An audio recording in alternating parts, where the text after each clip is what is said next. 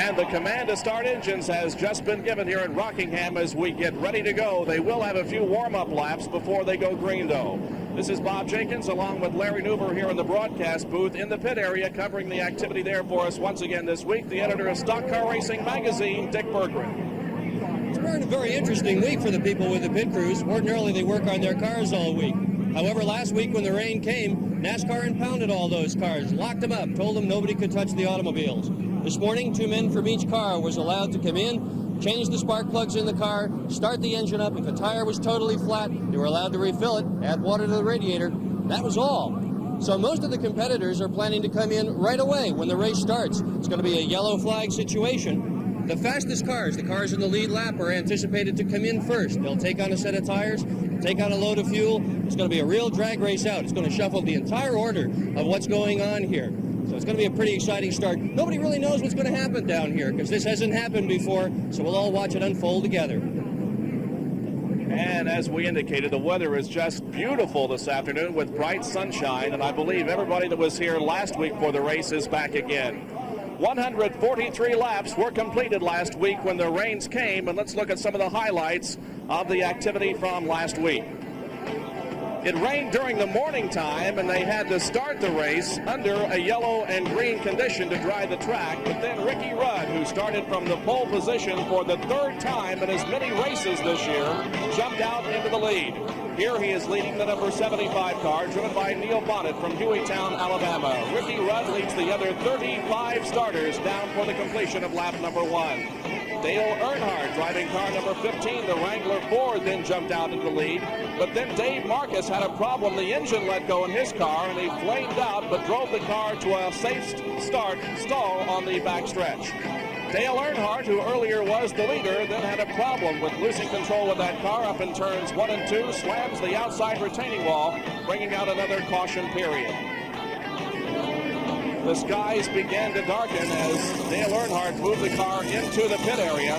The crew looked the car over, but determined they could not get it back into the race. Buddy Baker, driving the number 21 Valvoline Oil Company Ford, spun after losing an engine down in turn number 4 to bring out another yellow. Then we went racing, and Gale Yarborough sneaks past Neil Bonnet to go into the lead in the Carolina 500. Shortly after that, the weather turned very sour. The rains came, and the red flag came out. So that's the situation as we have it today. The cars were impounded in the pit area at the end of those 143 laps, and nobody has been able to touch those cars in the last week. And in 11th position, Jeff Bonnet in car number 88. 12th position is Lake Speed. In turn 13th is Bill Elliott. 14th position, Ron Bouchard. Ronnie Thomas is 15th. In 16th place, Dick Brooks. 17th is Jim Sauter. 18th, Sterling Martin. 19th position is Slick Johnson. And 20th is Ronnie Hopkins. Running in 21st position is Tommy Gale, followed by Bobby Wawak, D.K. Ulrich, Rick Newsom, and Lenny Pond. In 26th position, Lenny Pond, followed by J.D. McDuffie, Jimmy Means, Bobby Hillen Jr., and Buddy Arrington. 31st, Kyle Petty, the cars out of the race. Buddy Baker, Dale Earnhardt, Dave Marcus, and Ernie Klein will be back in just a moment. A lot of pit activity here at Rockingham as the race has been started under yellow. The pace car leading the field by the main straightaway here. But we have several cars into the pit area for early stops. Neil Bonnet at number 75 has not pitted. But as you can see, Kyle Petty is among the drivers in for stops. And Larry, this is really a fair thing for the NASCAR officials to do. Give the drivers this early pit stop opportunity. Bob, there were so many variables, so many unknown variables of the cars sitting all week. A lot of these teams have surfaced near the top, the front runners of NASCAR racing in the past 2 or 3 seasons. They had never experienced anything like this. There was a great deal of concern about how putting these cars away last week. They rode them hard and put them away wet, as the saying goes, how the cars were going to react after being refired this week. Neil Bonnet did not come in. Dick Berggren has a comment on that situation. Well, the reason that Neil didn't come in is that his crew is adopting a different strategy than just about everybody else out there. Rather than starting out with fresh tires and a fresh load of fuel, they're going to let Neil go out and ride around and really get the feel of the car, radio back to his crew, tell the crew what to do, and he'll have exactly the right tires on it. So it's a very different strategy for Neil Bonnet. All right, Neil Bonnet is the leader of the race as the pace car once again comes down through the tri-oval, and the word has been given that in 2 more laps the green will come out. Bob, a couple of pit notes from this caution flag here that has restarted the race. Tim Richmond has been in at least twice, and I saw smoke coming from the engine the first time in. The crew looks like it's ready for him to come back again. Kyle Petty is sitting on pit road right now. Kyle lost some laps earlier in the race. He's losing more right now. Here comes Richmond in for the 3rd time. Several drivers have improved their position considerably. Richard Petty started in 12th position, is now 4th, so he has moved up 8 positions. Actually, right now, he is 2nd because of the pit activity.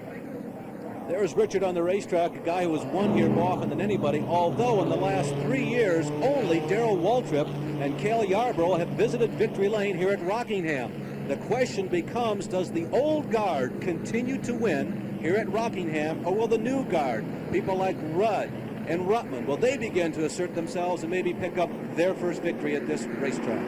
Sterling Marlin from Columbia, Tennessee pulls out of the pit area. Kyle Petty is still in, so is Tim Richmond. Now we see Tim beginning to move as Ronnie Thomas now appears on the screen. Ronnie also has improved his position by 10. 25th was his starting position, and he now runs 15th. Ronnie Thomas. Ronnie, of course, a young man who's a former Rookie of the Year in Grand National Winston Racing. Ronnie Thomas, who has been struggling the past couple of seasons. Actually, he's in the wake of a couple of off years for him. He took the big plunge over the winter months. He borrowed an excess of $100,000 on a personal account to field this race team. A little later in this afternoon, we're going to have some more details on Ronnie Thomas. His best career finish was a 7th in 1979. This track, as we indicated, just a little more than 1 mile in length. That's the reason why there are 492 laps that complete the 500 miles. The track itself is steeply banked. There are banks in the 1st and 2nd turn of about 22 degrees, and then in the 3rd and 4th turns there are 26 degrees of banking. The backstretch is 85 feet wide with a 10-degree bank on it, and that's where the cars are right now. And the front tri-oval is 85 feet wide and has 7 degrees of banking. The tri-oval where the cars are right now is a place that is a favored position on this racetrack, 1 lap to green, by the way, for a lot of the top drivers to pass. The real tricky part on this racetrack, most of the veterans will tell you, is coming out of turn number 2. There is the field through the tri-oval, entering turn number 1, the less banking of the 4 corners. But coming out of turn number 2, there's a steep drop-off. The track flattens out, and it's a very, very tricky and precarious place on this speedway. Last week, when the race was postponed until today, it was the 6th consecutive time that rain or snow had postponed or canceled this race. But it is delightful to see bright sunshine today and temperatures that could reach near 70 degrees by the end of the afternoon. And about 30,000 people have turned out for the running of this Carolina 500 that we're presenting live today on ESPN. And in less than a quarter of a lap, the field is scheduled to get the green flag, and we'll go back to racing. 148 laps have been completed. The pace car, high on the banking now in turn number 4, dives down toward the pit area and pulls off of the racetrack. Neil Bonnet, followed by Richard Petty, leads them through the turn number 4 onto the tri-oval as Harold Kinder, the official starter for the NASCAR Winston Cup Series, waves the green flag, and the Carolina 500 from Rockingham is underway once again after a week's delay. Everybody making it through turns 1 and 2 okay so far, as down the backstretch goes Neil Bonnet in that number 75 Hodgson National Engineering Chevy. Right behind him is Richard Petty, who goes high on the racetrack and loses a position. Neil Bonnet able to complete this first lap under green in the lead. 2nd position is Jeff Bodine. 3rd is Richard Petty, and 4th is Bobby Allison, but Bodine is a lap down. Bob, the racetrack is green right now. That is to say, there is very little rubber on it. The groove that was worked into the speedway during practice qualifying at a sportsman race last week is gone because of the heavy rains. When the groove gets worked in, it's only about 2 car widths wide. So anytime you see a guy on the outside, particularly in these early laps, he is right on the ragged edge. Jeff Bodine running right behind the leader. Neil Bonnet is trying to get his lap back. Jeff is a lap down now. Bobby Allison has moved into 2nd position as the cars splash down the backstretch once again. Running in 3rd place is Richard Petty, and 4th is Gale Yarborough. There is the lead back as Neil Bonnet brings them around once again to complete lap number 152. Neil Bonnet from Hueytown, Alabama, the winner of the Busch Clash earlier this year, and also the winner of one of the qualifying races at Daytona International Speedway. Now we can see Jeff Bodine pulling very close to the rear of Neil Bonnet, and Bobby Allison also getting to the near rear of Jeff Bodine's car. There's Bobby Allison on the left-hand side of your screen. On the right-hand side is Gale Yarborough. Gale looked pretty invincible near the final stages of the green flag segment before we had to stop the race because of rain a week ago. Bobby Allison, of course, the man who has finished second in Winston Cup points in each of the last 2 seasons. He won the most recent race in the trail. He and team manager Gary Nelson felt very comfortable and confident going in. There is Bodine going after his lap back. And Bodine and Bobby Allison both able to sneak under Neil Bonnet, so Bodine gets the lap back, and Bobby Allison moves into the lead here at Rockingham off of the 4th turn now as Gale Yarborough moves to the inside of Neil Bonnet, and Gale Yarborough moves into 2nd position, and Neil Bonnet falls back to 3rd. Richard Petty is running 4th. There is the leader of this race, Bobby Allison. Although his car is not out in the lead right now, he is the leader because Jeff Bodine is a lap down. Bobby Allison, car number 22, the Miller High Life Dyguard Chevrolet. Bobby started this race last Sunday, qualifying for 3rd starting position at 142.271 miles an hour. Well, Bob, last week everybody knew, of course, that the weather was quite threatening, and it was definitely a case of a sprint race last week. Everybody was trying to go as fast as they could, as early as they could in the race. And everyone was speculating up and down pit row, how quick would the pace be this week? It's a little off from what it was a week ago. So obviously some of the drivers up front are being just a little conservative because the cars are not set up for such a pleasant day. They were set up for colder track conditions, and they were set up for extremely different barometric pressure conditions as far as the carburation goes. They completed the last couple laps at about 26.25 seconds. That would have only been good enough for the 7th row on the starting grid. So the pace is a little off. I think most of us really expected that to happen, as a lot of the drivers are trying to figure out the compromise they're working with today that they got from last week. Is it going to be good enough? Bobby Allison is the leader, and running in 2nd position is Gale Yarborough. Neil Bonnet 3rd, Richard Petty 4th, Harry Camp 5th. We'll be back at Rockingham with more of the Carolina 500. Tommy Gale from Huntington, Pennsylvania, and that number 64 Sonny King Ford Honda Ford has pulled behind the pit wall, and looks like it's end of the day for Tommy Gale, who started this race in 28th position.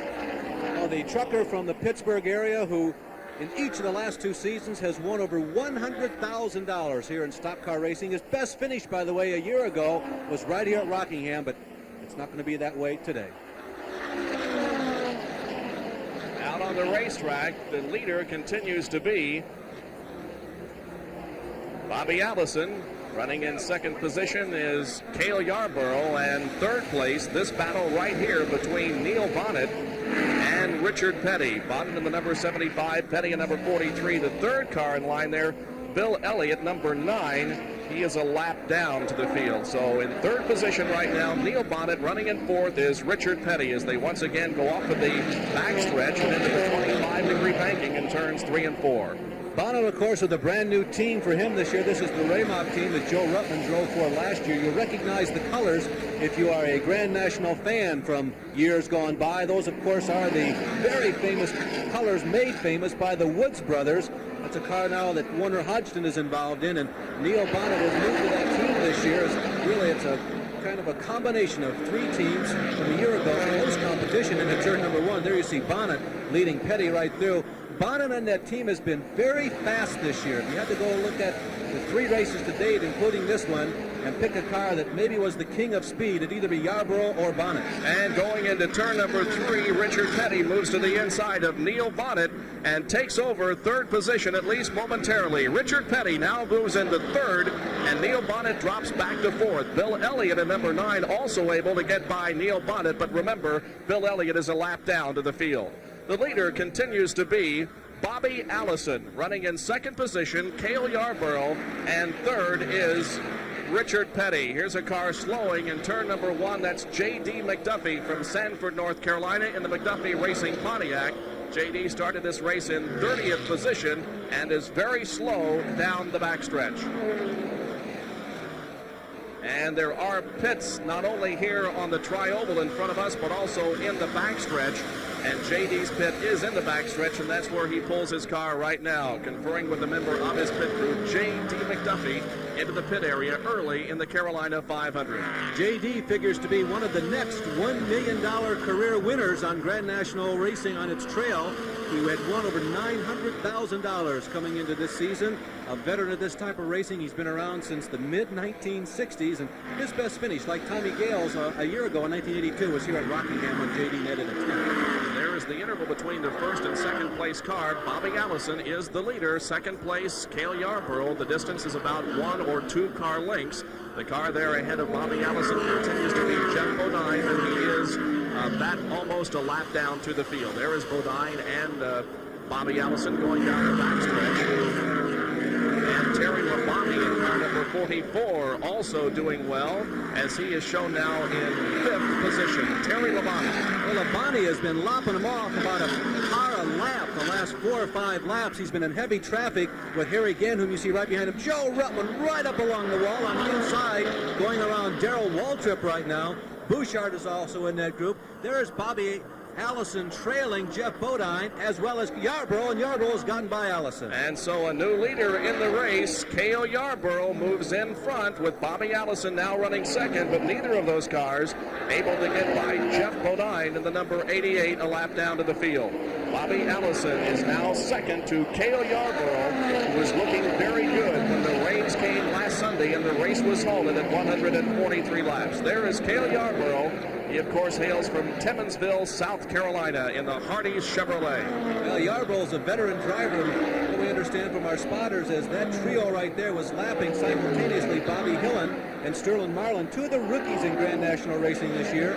Yarborough found a lane that Allison didn't see, and Yarborough was able to sneak through. At one point when they came to the tri-oval, Bodine there out in front of that group, as well as Yarborough and Allison, were almost 3 abreast. But Gale Yarborough now back into the position he was when the rains came. No such problem this week. He's in number 1. Gale, of course, was the winner of the Daytona 500 a few weeks ago at Daytona International Raceway. He does not compete on the entire Winston Cup Trail, only on the super speedways. This is his second race of the year. He did not compete in the Richmond 400. So Yarborough, the winner at Daytona, also the leader here in the Carolina 500 at Rockingham. Bobby Allison continues to stalk him in second position, as Yarborough has about a 3 to 4 car length advantage as the cars come off of turn number 4 onto the tri-oval. We complete 172 laps. 172 laps are completed with Yarborough in the lead and Bobby Allison running second. Stay with ESPN as we present live today the Carolina 500.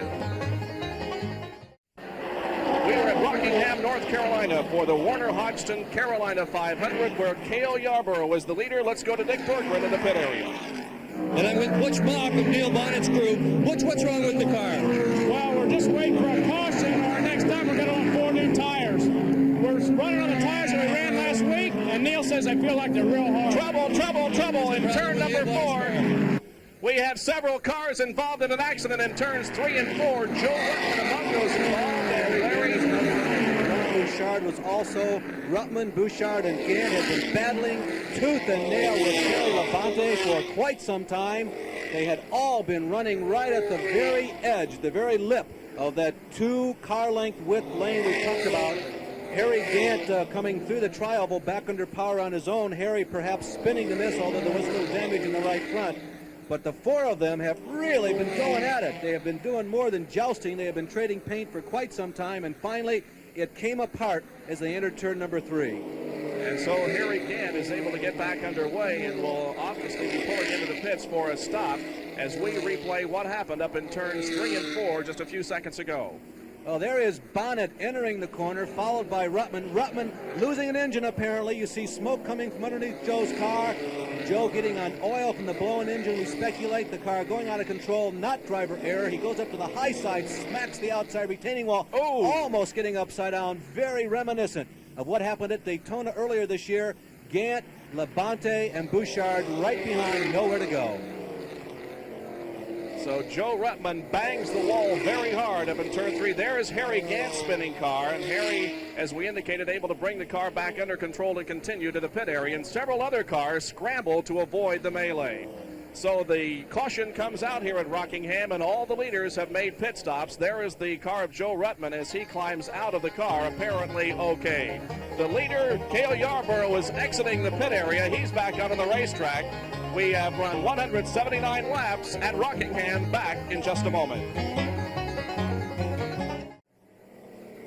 And there is Joe Rutman, who brought out this yellow flag here at Rockingham. The car making heavy contact with the wall up in turn number 3. And again, we replay it as apparently, as Larry indicated, the engine let go because there's a lot of smoke from the underneath of that car. And Joe just simply losing control because of the water and the oil underneath the tires, coming up outside, hitting the wall very hard. The car nearly flipping over, debris falling from it.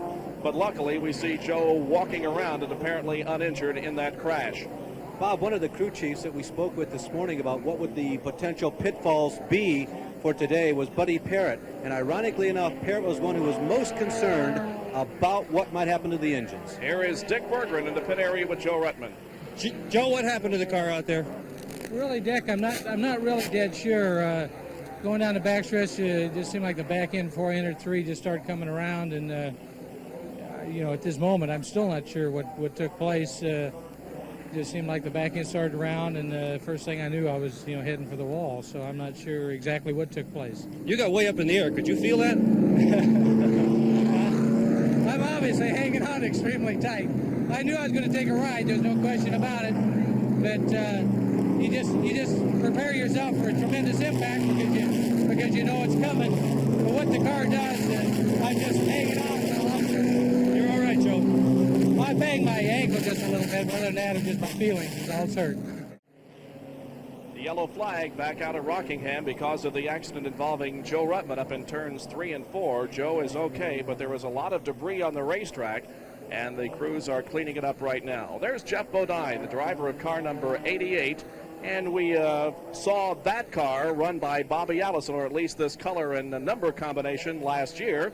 And a lot of things have changed in the past year, Larry. Yeah, this livery has really broken NASCAR tradition. Historically in racing, numbers belong to teams like Junior Johnson in number 11 or drivers Petty in his 43. But when Stokely Van Camp's product, Gatorade, switched from the Dyguard to the Stewart team over the winter, the number and the color transferred too. There's no question that 88 belongs to this sponsor. This change was one of about 20 new combos, and as a guide for those of you at home, here are the ones competing here at Rockingham this weekend. In 1982, Lake Speed piloted the bright red Yazoo number 17. For 83, the color remains the same, but Lake says Haas Ellington's Uno car is his best chance ever. No car has visited Victory Lane more the past 2 seasons than Junior and Darrell's number 11. The car will be back in Victory Lane, but its new product, sponsor is the same as yellow, not green. At mid-season last time, Cliff Stewart picked Jeff Bodine. Several great drives later, they acquired the very familiar Gatorade Green at 88. No more Bobby Allison in this one. Neil Bonnet stays with the same colors. He's separated with the Woods brothers, but surprisingly, these history-making colors jump to a new team. There is Gale Yarborough. Gale Yarborough's number 82 team folded its 10 a year ago. He has replaced Buddy Baker in the world's fastest motor and already picked the biggest plum. In car number 7 for this year is Kyle Petty. It's the same team, a new sponsor, and a very appropriate number 7. In 1982, Morgan Shepherd drove the Ron Benfield number 88. Here is Bobby Allison's new team for this year. The team is the same, but they've changed sponsors. The color moves from green to red. In 1982, Morgan Shepherd drove Ron Benfield's number 98. The car and sponsors stay together, but they have Joe Rutman, a new driver, and for him, a homecoming to a legendary family number. Tim Richmond won twice for the Blue of Stacy in 82. He initiates a brand new team, sponsor and colors, but revives an old Junior Johnson number. And Buddy Baker moves to a brand new team. For him, the super speedway star of Buddy Baker, he moves to the Wood brothers, leaving the number 28 Rainier car from a year ago. The field is slowed because of the Rutman accident. The speed before we came to the yellow was 104.324 miles an hour, but of course, because of this accident and the cleanup that is now going on in turns 3 and 4, the cars are slowed. Well, let's take a look at the top 10 as we have them right now. Gale Yarborough is the leader of the Carolina 500. Running in second position, Bobby Allison. Third is Ronnie Hopkins. Fourth is Terry Labonte. Fifth is Neil Bonnet. Sixth, Rudd. Seventh, Waltrip. Eighth, Bodine. Ninth, Richmond. And 10th is Harry Gant. Well, Joe Rutman is out of this race because of his accident a few minutes ago. Coming into the event, he had accumulated more points than anyone else and was leading the Winston Cup standings with 326 after a fourth at Daytona and a seventh at the Richmond 400. In second position in the Winston Cup standings at this point, Bill Elliott, who had a second place at Daytona and a sixth at Richmond. Third in the point standings, Bobby Allison. Fourth is Buddy Baker, and fifth is Neil Bonnet. Sixth in the Cup standings at this point, Terry Labonte, who led for the first half of last year. Jeff Bodine is seventh. Dale Earnhardt out of this race is eighth. Jimmy Means is ninth, and Buddy Arrington is in 10th place in the Winston Cup standings. Also being towed back to the pit area and apparently out of this race, the car's tail end dragging quite low to the ground on the end of a wrecker, Ron Bouchard. For that team, they had hoped to do well here. Their start in 1983 was a little slower than they anticipated. They came into this season having moved their base of operations to the south from the north, and they had hopes that the 1983 would be a return more or less to the form of 81 when Bouchard won his first ever Grand National stock car race. But it ended today in a crash up in turn number 3 when apparently something going wrong with that race car, Joe Rutman's. Darrell Waltrip in number 11 in the Pepsi Challenger this year knows what hitting the wall is all about. He had a very spectacular crash during the running of the Daytona 500, and we ask him about that crash at Daytona. Well, it's just one of those deals that I think is trying to get a lap back, and in desperation, I guess I'd have to say. And a guy that hadn't raced with us a whole lot in the last couple of years, that I didn't really know what to anticipate he was going to do. I don't think he really knew himself. And between the fact that he was either going to make a pit stop and decided not to, or slow down and decided that he shouldn't, or what happened, I don't know. I can't really tell you. But I came up on him so fast as either run over him or try to miss him and hit the wall, and that's what happened.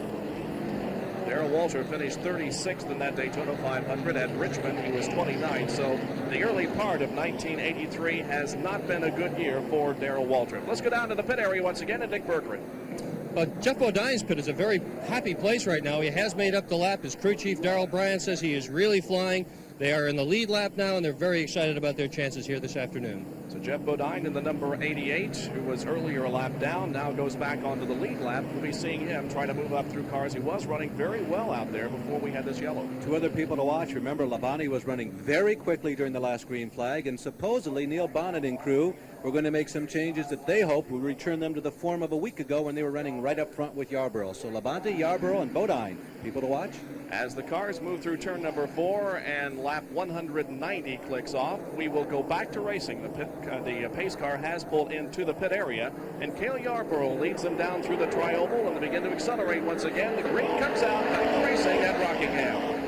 Oh, the guy with a big jump is Richmond, way up on the high side of your screen. He just went out of the screen, the red gold number 27, Tim Richmond, who's been in the pits more than any other driver the 2 weeks, the 2 Sundays, if you will, of this race, really was ready to stand on the throttle when the green flag dropped.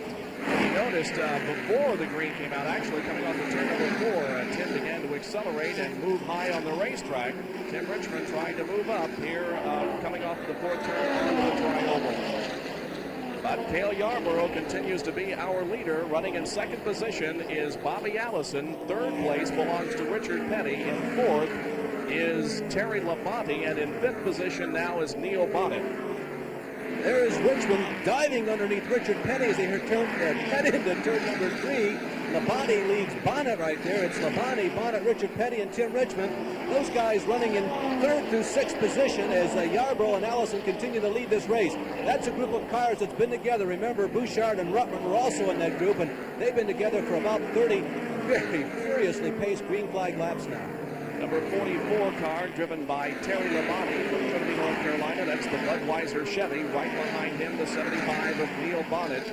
Terry Labonte last year, as we indicated, had a very good early season, led the Winston Cup point standings through the first half, and back at the halfway point, he was still the leader. Had a very bad crash during the last race of the season at Riverside, California, but he came back strong and was ready for the Daytona 500 in it. He finished in 6th position at the Richmond 400. Terry Labonte finished 22nd. Now Neil Bonnet pulls alongside Terry Labonte and challenges him for 3rd position. Here they come off of the 4th turn. There's a good shot of Terry Labonte. It is Labonte and Bonnet side by side going into turn number 1. Great racing here for 2nd, 3rd, and 4th position. It's Bobby Allison, Terry Labonte, and Neil Bonnet.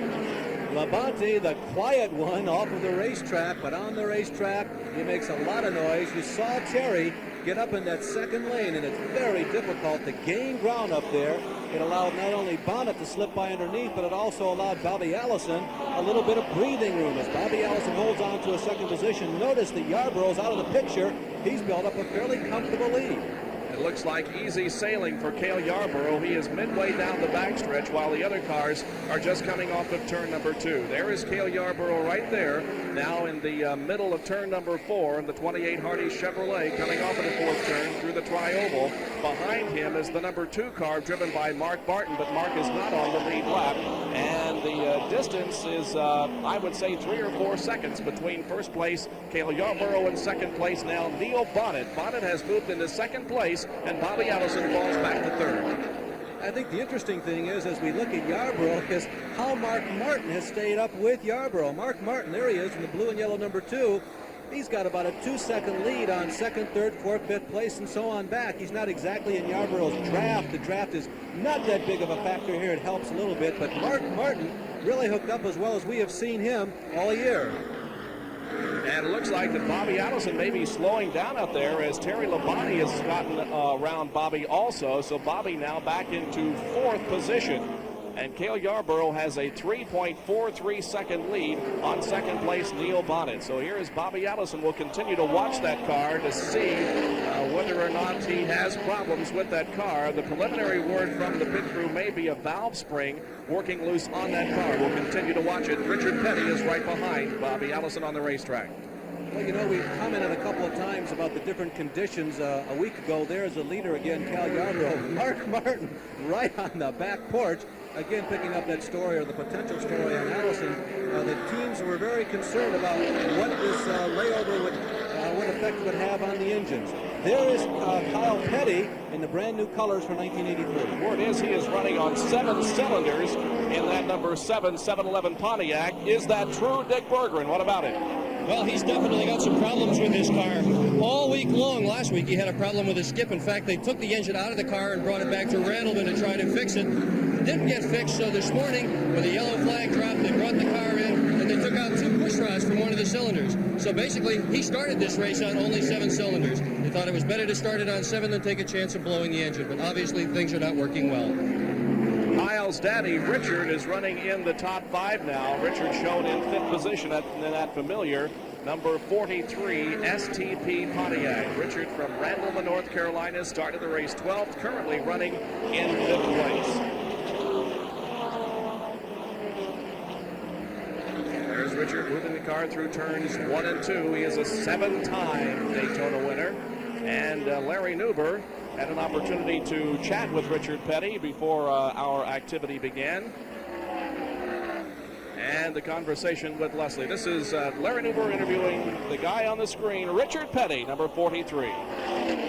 You were asked this question in Daytona, and the response was entertaining. Question being, you and Kyle are side by side at the white flag. How do you handle it? That was the response. That's as good an answer as any, I guess. Blood is supposedly thicker than water, and I'd say that is thick. To be sure, I think, you know, the tag on that, the kicker on that story is that a race driver is a race driver, and although Richard is going to be just a little more concerned, I think, for Kyle than he is perhaps everybody else out there, although it's pretty well known that Richard Petty through the years has been quite a gentlemanly driver. When it gets down to the quest for the checkered flag in the final lap, it is literally every man for himself, and it's not a father making way for the son. Gale Yarborough continues to be our leader here at Rockingham with 204 laps completed now, 204 completed. as Gale Yarborough moves to the high side of the racetrack to put another lap on the number 26 car driven by Ronnie Hopkins from Greenville, South Carolina in the Food Country Chevy. And there is Yarborough also passing Bobby Hillin Jr. Gale Yarborough, 204 laps completed, and Yarborough has picked up where we left off last Sunday in the lead. Not only where we left off last Sunday, but where he left off about 3 weeks ago at Daytona. Bob, he amazes me. He really does. Yarborough, a former three-time champion, but he runs really only occasionally, but still he seems to lose not even the slightest little bit of his racing edge. Bobby Allison has slipped back to fourth position. The crew chief is Gary Nelson. Dick Berggren is with him. Gary, what's wrong with the car? Boy, we sure don't know. It just started missing on the restart, and then it cleared up for a couple laps. Now he says it's missing again. Acts like it's running on 7 cylinders. We may have found a plug or something like that. We're going to try and hold it out for a caution.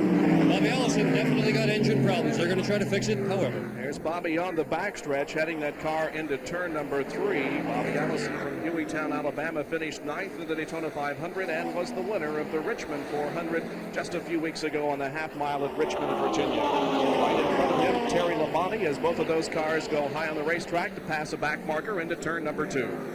Bob, you also have to be somewhat of an amateur, maybe a professional weatherman to be involved in Grand National stock car racing. Barometric pressure has a great deal to do with how you set the carburetor up.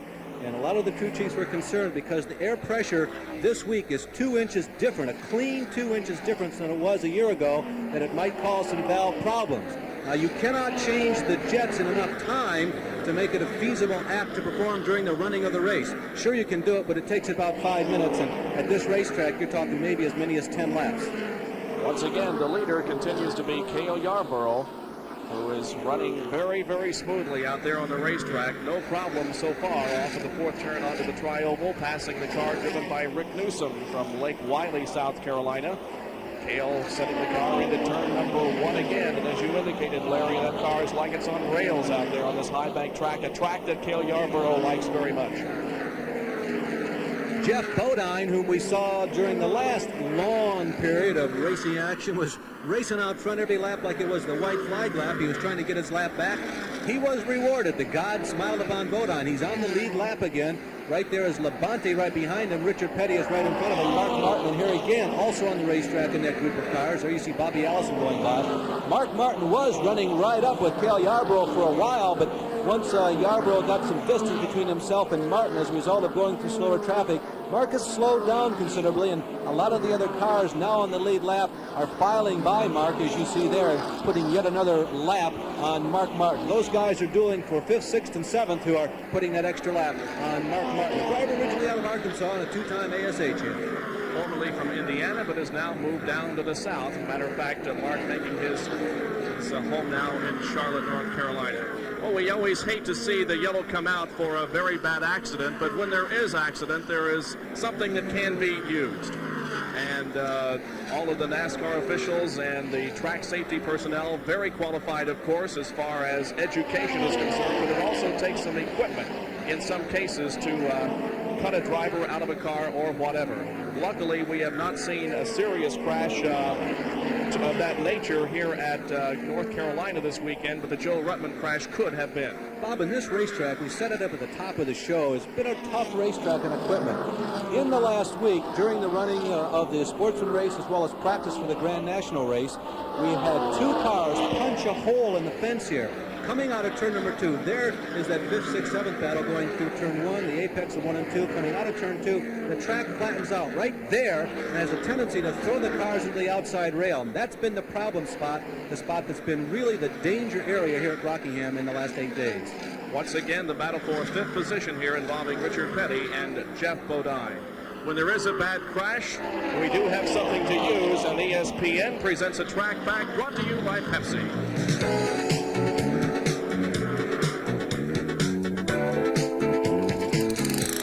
The tug of this cord connected to a simple garden lawnmower engine, 5 horsepower, might be the difference between life and death for a Grand National stock car driver. This 5 horsepower Briggs & Stratton is connected to a device that is capable of cutting through roll bars. No one has judged the strength in terms of pounds per square inch or what have you, but they've never lost a driver because of a malfunction of this device.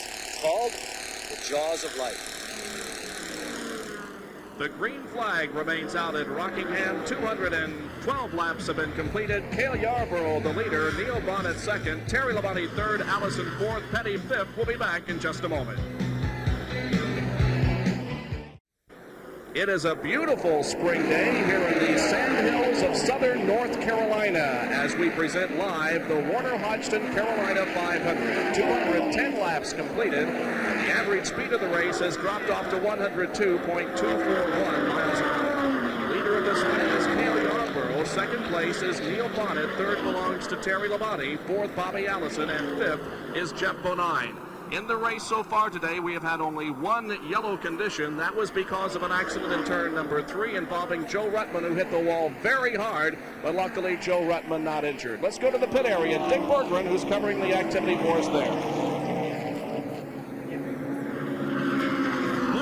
One of the things that some of the crew chiefs are anticipating here is a large number of engine failures later in the race. Among other things, several of the teams apparently put in a gear that's not designed to go 500 laps. They really thought this thing was going to rain out partway through last week. Therefore, they didn't expect that they were going to have to go through this kind of torture for their engines. For another thing, many of the crew chiefs are very concerned about condensation in the engines. They're worried about water. They're worried about rust. This is not a very comfortable place right now. Usually these people are quite comfortable with the idea their motors will go 500 laps. Not so today in Rockingham. The Hardy Chevrolet, driven by Gale Yarborough, continues to set the pace here at Rockingham.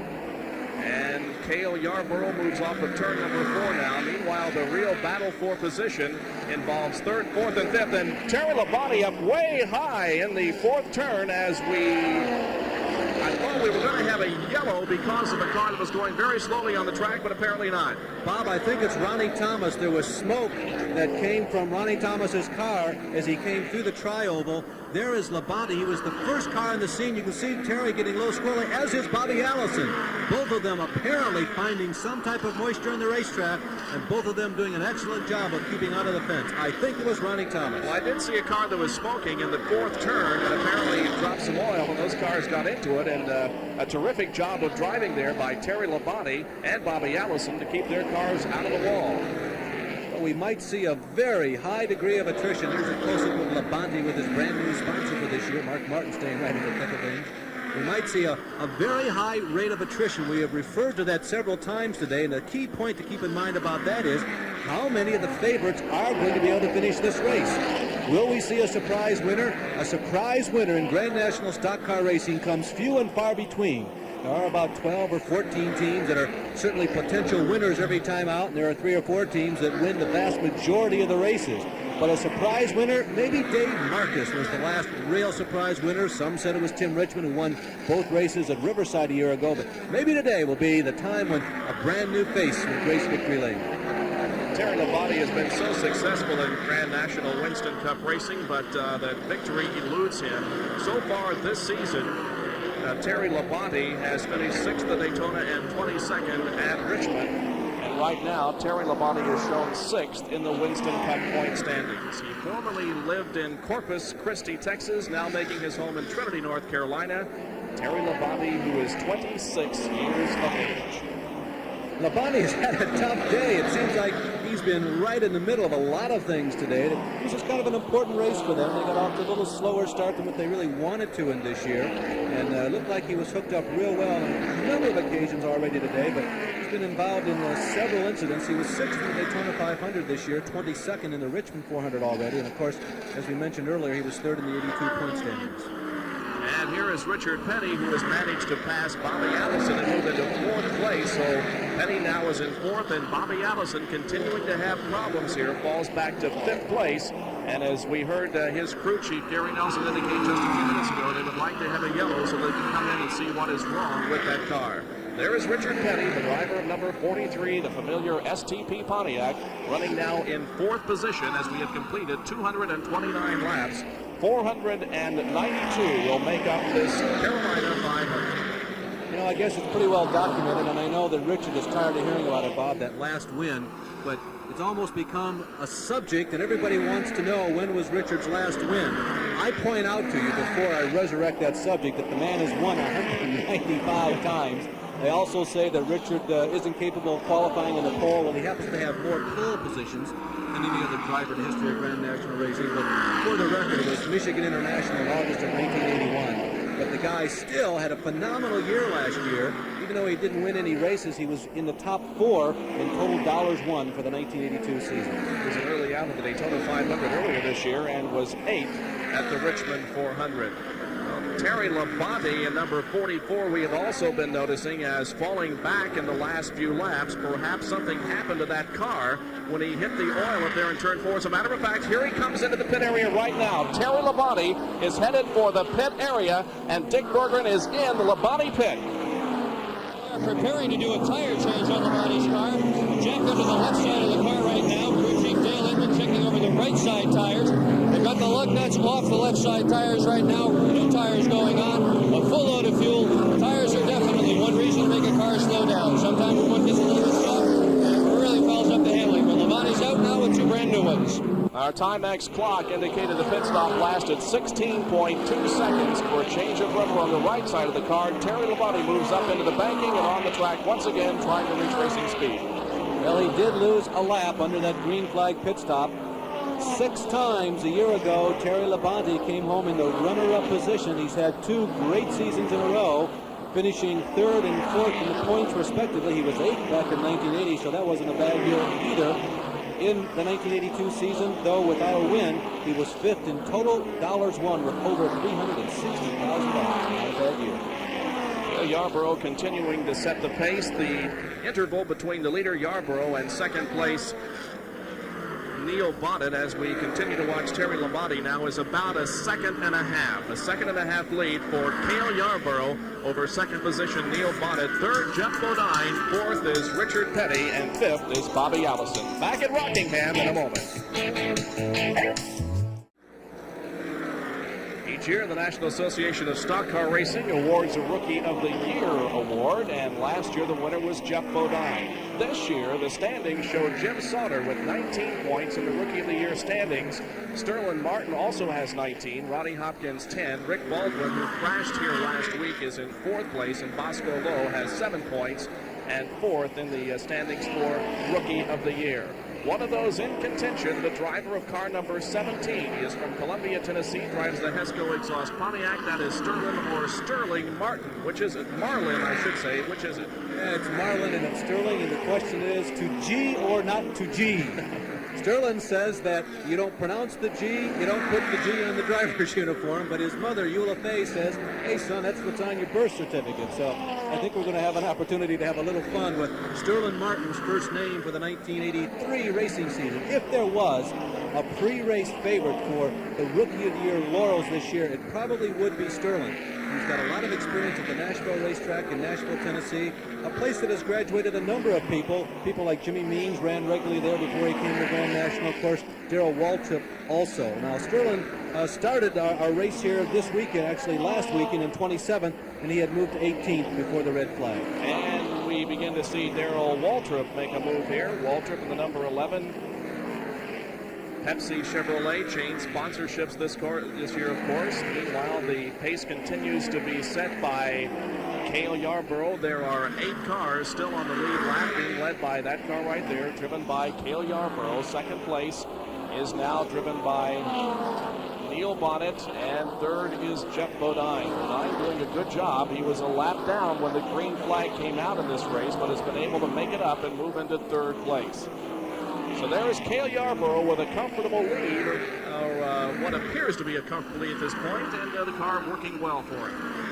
Well, Yarborough certainly is amazing. We brought up that fact earlier that he doesn't run all the races, and most of the teams feel that if you cannot run week after week after week, you lose a little bit of that competitive edge. You don't have a pipeline, Bob, to what the other teams are doing that is squeezing those minute little miles and tenths of a miles per hour out of the cars. But whatever race car Gale Yarborough has gotten in over the last decade, it has always run up to the front. And if Gale runs 5 races, 15 or 30 races a year, he's very, very strong. It really does make you wonder how good behind the steering wheel and how big of a factor is the man behind the wheel of that number 28, Gale Yarborough. He was the only driver to win 3 straight Blitzen Cups. That was in 76, 77, and in 78. Ricky Rudd, here's an amazing story. Ricky, the driver of the number 3 Piedmont Airlines Chevrolet, qualified at a new track record here for this race at 143.413. And so far this year, he has been on the pole for all 3 races, Daytona, Richmond, and this one, the Carolina 500. And he's another driver who's about 3 or 4 races away from going over the 1 million career winnings mark for his career. He was 9th in points a year ago. He's never won a Grand National stock car race. There's Kyle Petty and his brand new sponsor momentarily on your screen. And there is Rudd again, being followed by Lake Speed. And Dick Bergeron is down in the pit area with Richard Childress. Dick? Richard Childress, Ricky Rudd's pit crewman. What was going on with your car? You fellas set on the pole. How are you running now? We seem to be running pretty good. Gale's setting a real fast pace right now, but we're hoping that later in the race it'll drop off a little, and we're just kind of waiting for the end of the race to start really quick. What kind of shape does your driver tell you the racetrack is in now? It seems to be getting in good shape right now. Our speeds are picking up as well as everybody else. Richard Childress, Ricky Rudd's crew chief. Harold Kinder, the official starter of this race, has just displayed the crossed flags, indicating that we are halfway through the Carolina 500 at Rockingham. And the lead continuing to be held by Gale Yarborough. The battle for 5th and 6th position goes on, however. Well, we've seen those 2 cars, those 2 drivers at least, together on the racetrack a few times in the last 24 months, haven't we? Allison and Waltrip. Double digits again, but in the person of Allison, it's 22 instead of 88 this year. And, of course, the very familiar number 11 of Darrell Waltrip. There are the 2 drivers who have finished 1st and 2nd in the point standings each of the last 2 years. And Harry Gant moves in for a pit stop. Harry involved slightly in that altercation with Joe Rutman up in turns 3 and 4 a few laps ago. Gant moves into the pit area under green. Fuel is being put in that car, and rubber is being changed on the right side of it. A good pit stop for Harry Gant. He is back out there. Dick, what did you see down in the pit area as far as damage to that car is concerned? Well, Harry Gant's pit stop was due to a blistered tire. The left rear tire they took off it has definitely got a problem. In addition to that, the nose of the car shows obvious damage from the impact earlier that Gant suffered. Not enough to really slow the car down. Definitely that left rear tire was his problem. All right, Harry Gant moves back out into competition. Nice to see Harry Gant in the winner's circle last year. He finished second so many times, finally pulled off victories last year. This year, in his performance, Harry Gant has finished 37th at Daytona and 5th in the Richmond 400. He won twice last year at Martinsville and also at Charlotte, North Carolina, wound up 4th in the 1982 point standings. It's also a team that's trying to make a transition. They're going after a little more reliability instead of speed. Now look at the distance that Neil Bonnet has closed up, and now he is beginning to challenge Gale Yarborough for the lead. So here is the battle for the lead shaping up now. Neil Bonnet has come from several car lengths behind, right up on the back bumper of Gale Yarborough out of the 4th turn onto the tri-oval. They are side by side, and Neil Bonnet looks like he wants the lead, and he's got it.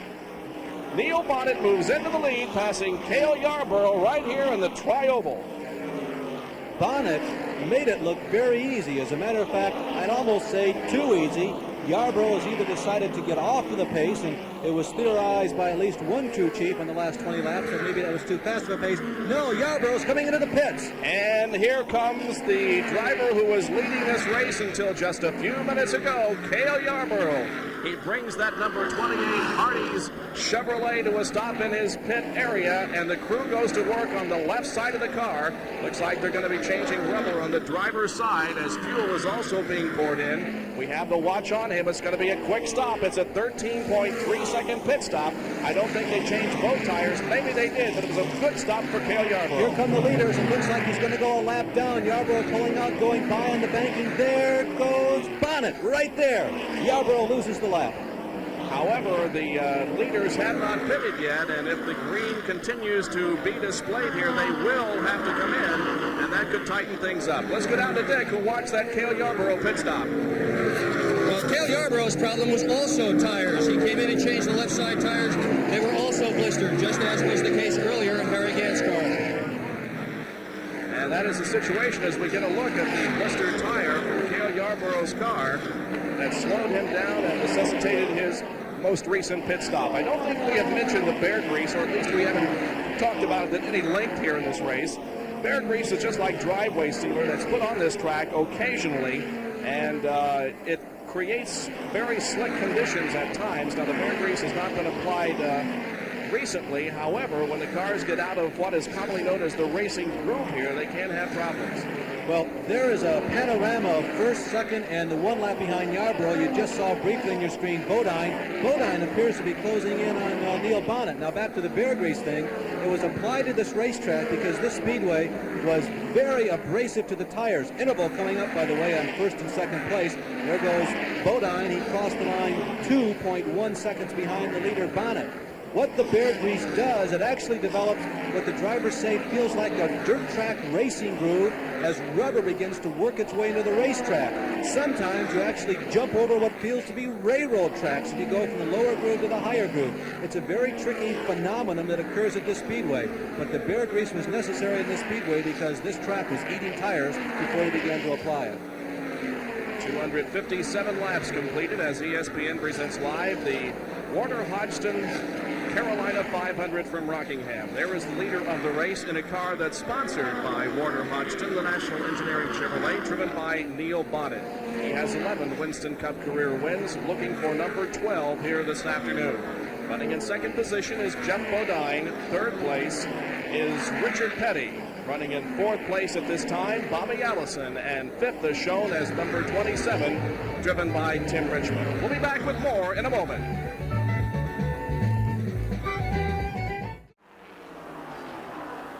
While we were away, we had our 16th lead change of the race, and our 8th different leader, Jeff Bodine, managed to sneak under Neil Bonnet going into turn number 1 and take over the lead, and Gale Yarborough was also able to pass Neil Bonnet. And now it looks like that Gale Yarborough has passed the leader, Jeff Bodine, and he has gotten his lap back. So the leader continues to be Bodine, but Gale Yarborough, who came in for a pit stop just a few seconds ago, has gotten his lap back. And Tim Richmond also had some problems in turn number 2. Well, the defiant one, that probably best describes Tim Richmond. He goes where sometimes fellow drivers don't want to go. Tim really whistling her into number 1. Harry Gant trying to get through also. He moves up and he and Tim come very close going into turn number 1, and Timmy has to get out of the throttle and out of the racing lane to save it. Well, don't let this be said it's a one-groove racetrack, because we saw there were at least 3. And look at Bodine. He's still banging on Gale Yarborough. Bodine knows that right now the yellow flies and all that work that he went through is down the drain, because Yarborough is on the same lap now with Jeff Bodine. Every lap is like a white flag right now for Gale Yarborough. He's got to stay up front. Jeff Bodine currently first, started in 18th position. And Bobby Hillen Jr. in car number 8, as we see him going very slowly down through the tri-oval. That car out of power and may cause another yellow. Bobby Hillen, a candidate for Rookie of the Year here in 1983. We might mention we ran down the point standings for you a few minutes ago and observed that Jim Sauter was the leading in the point standings. That really doesn't mean very much, although point standings are considered, but it is a vote at the end of the season that determines the Rookie of the Year recipient. Now, Bobby Hillen Jr., of course, the son of a former Indianapolis-type car owner, Bobby Hillen Sr., but we are told that young Jr. put together this entire operation on his own, including collecting the finances to field this Grand National team. He's moved way down low, out of harm's way, down on the inside of turn number 1. Back up front, there is Yarborough, still leading Bodine. Remember, Bodine, the race leader, racking up laps led, and Yarborough a full circuit of the racetrack down as Terry Labonte now in jeopardy of losing a lap also to Bodine. So Gale Yarborough leading Jeff Bodine down the backstretch, but the leader of the race is Jeff Bodine at number 88. Now we watch them go through turns 3 and 4 as Ron Bouchard in car number 47 pulls back out onto the racetrack. Ron was one of those involved in the Joe Rutman crash several laps back, but apparently they've gotten that car fixed, and Ron Bouchard pulls back into competition. Bob, there's some incentive here because the point standings, of course, are very critical to these drivers. Ron Bouchard and his team, the Race Hill Farms team, is a team that's been very concerned with the points over the past 2 seasons. We've had a high rate of cars dropping out here today. And there is incentive if your car is not damaged too badly to get back out, because you still may have a chance to finish up in the top 15, which can provide some valuable points later on down the season. We are very early in the year, and all the points you rack up now could become very important later on down the line. Jeff Bodine, who was last year's Rookie of the Year, is the leader of the Carolina 500 at Rockingham. There was a late model sportsman race here last week on Saturday before it rained on Sunday. Jeff Bodine was involved in a crash during that race on the backstretch. But here in the Grand National competition on this beautiful sunshiny Sunday afternoon, he is the leader of the race. He was 30th at Daytona this year, started in second position, by the way, the outside pole, and finished fourth at Richmond. He won 2 pole positions in 1982 at the Daytona Firecracker 400 and at Talladega, and he is 33 years of age. Yellow flag coming out. Harold Kinder displaying that bunting as the leader comes to the tri-oval. No information on it yet, Bob. And a very significant yellow it is, because it will now allow those leaders who had not stopped, namely Jeff Bodine and Neil Bonnet, to come in for a pit stop. And we will also be watching to see whether Gale Yarborough comes in. Gale did pit under green, but may also elect to come in for a stop here. The cars race to the yellow as they begin to slow now in the backstretch, and Gale Yarborough crosses the start-finish line here in front of us and catches up with the rest of the field, and now definitely on the lead lap. I think we're going to see wholesale pit stops. Pit road is going to be very active right now, and important pit stops. You can't call them critical yet. We're lap 271, 490 plus to go, but these are important. It's a maintenance type stop. The crews have to be not exactly speedy, but they've got to be precise and concise, and hope that they're making the right fine-tuning adjustments to the chassis setup and all the other changes they can make on these cars. There's Bodine on the top and Bonnet on the bottom, the 2 leaders of this race. As Bob mentioned to you, Yarborough will now be back on the tail of this lead lap. Who knows, maybe even getting out of the pits a little earlier than these 2 lead cars. He could end up being on the racetrack right on their back bumper. Bodine is away, continuing to maintain the lead, as Neil Bonnet now is away also, so both of the lead cars back out on the racetrack. And we see Darrell Waltrip also pulling out of the pits, as is here again, and Terry Labonte. So Labonte was in for another stop, and he gets back out into competition.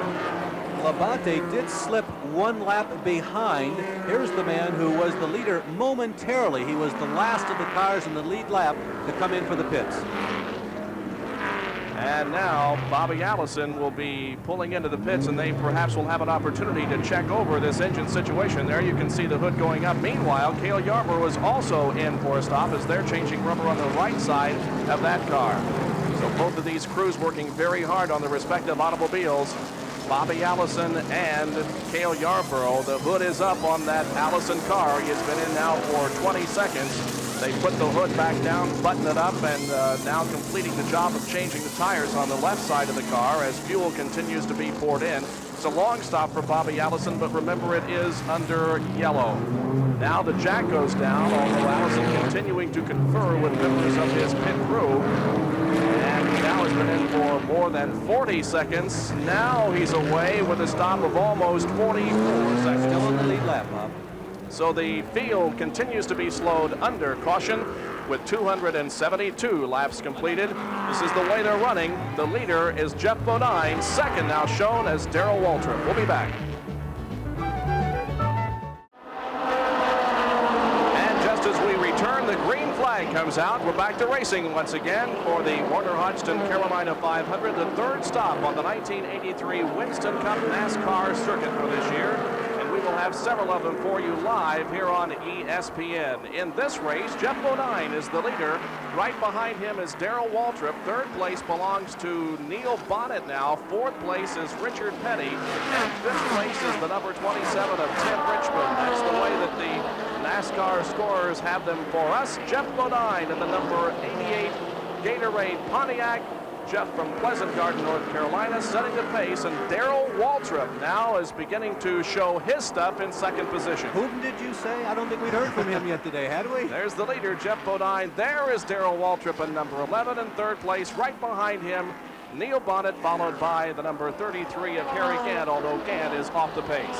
And there's a possibility we're looking at an example of how relatively insignificant, I don't want to say insignificant, but relatively insignificant the first half of a race can be. Waltrip obviously didn't even have any designs on challenging for the lead during the first 270 laps of this race.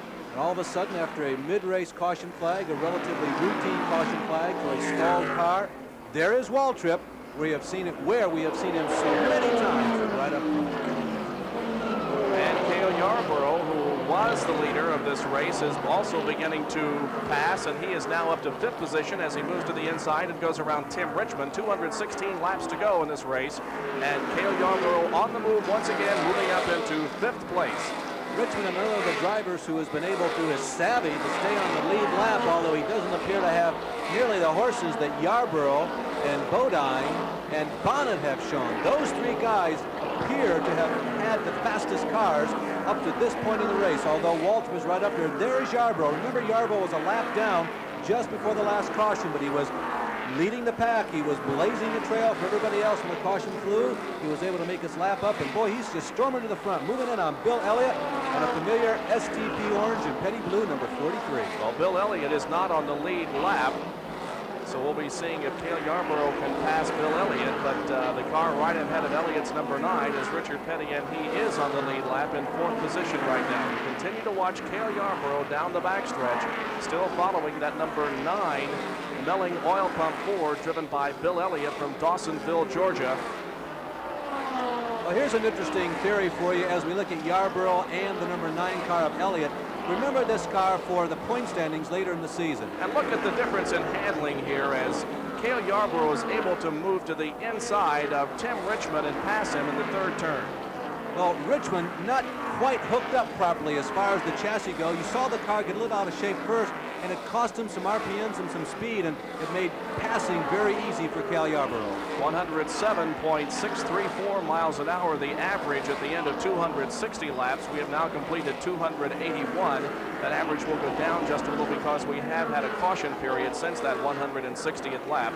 Now Gale Yarborough has been able to pass Bill Elliott, and now he sets his sights on the 4th place running Richard Petty. Gale Yarborough trying to get back up into the lead. We have had 8 leaders in this race, and we have had 17 lead changes. Always good competition here at Rockingham. We have 9 cars on the lead lap at this time, and still about 200, a little over 200 laps to run. Terry Labonte, meanwhile, the number 44, as we continue to watch this situation on the racetrack. Here is Terry Labonte now moving into the pit area once again, and the crew unhooks the hood and raises it to see what the problem is with that Labonte car. Boy, they've had about a half a season today here at Rockingham. He's run fast. He's been able to skirt some problems on the racetrack. He was close to a crash. He's run with the leaders. He's been in the pits a lot. Just about everything that possibly happened. He's been pulling that car down a little bit.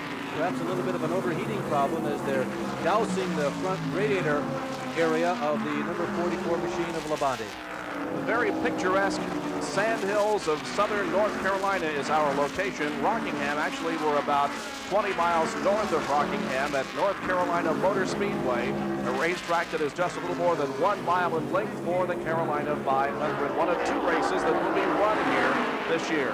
Look at this, the situation on the racetrack. The leader, Jeff Bodine, 2nd position. Darrell Waltrip, 3rd, and the challenge for 2nd place by Neil Bonnet.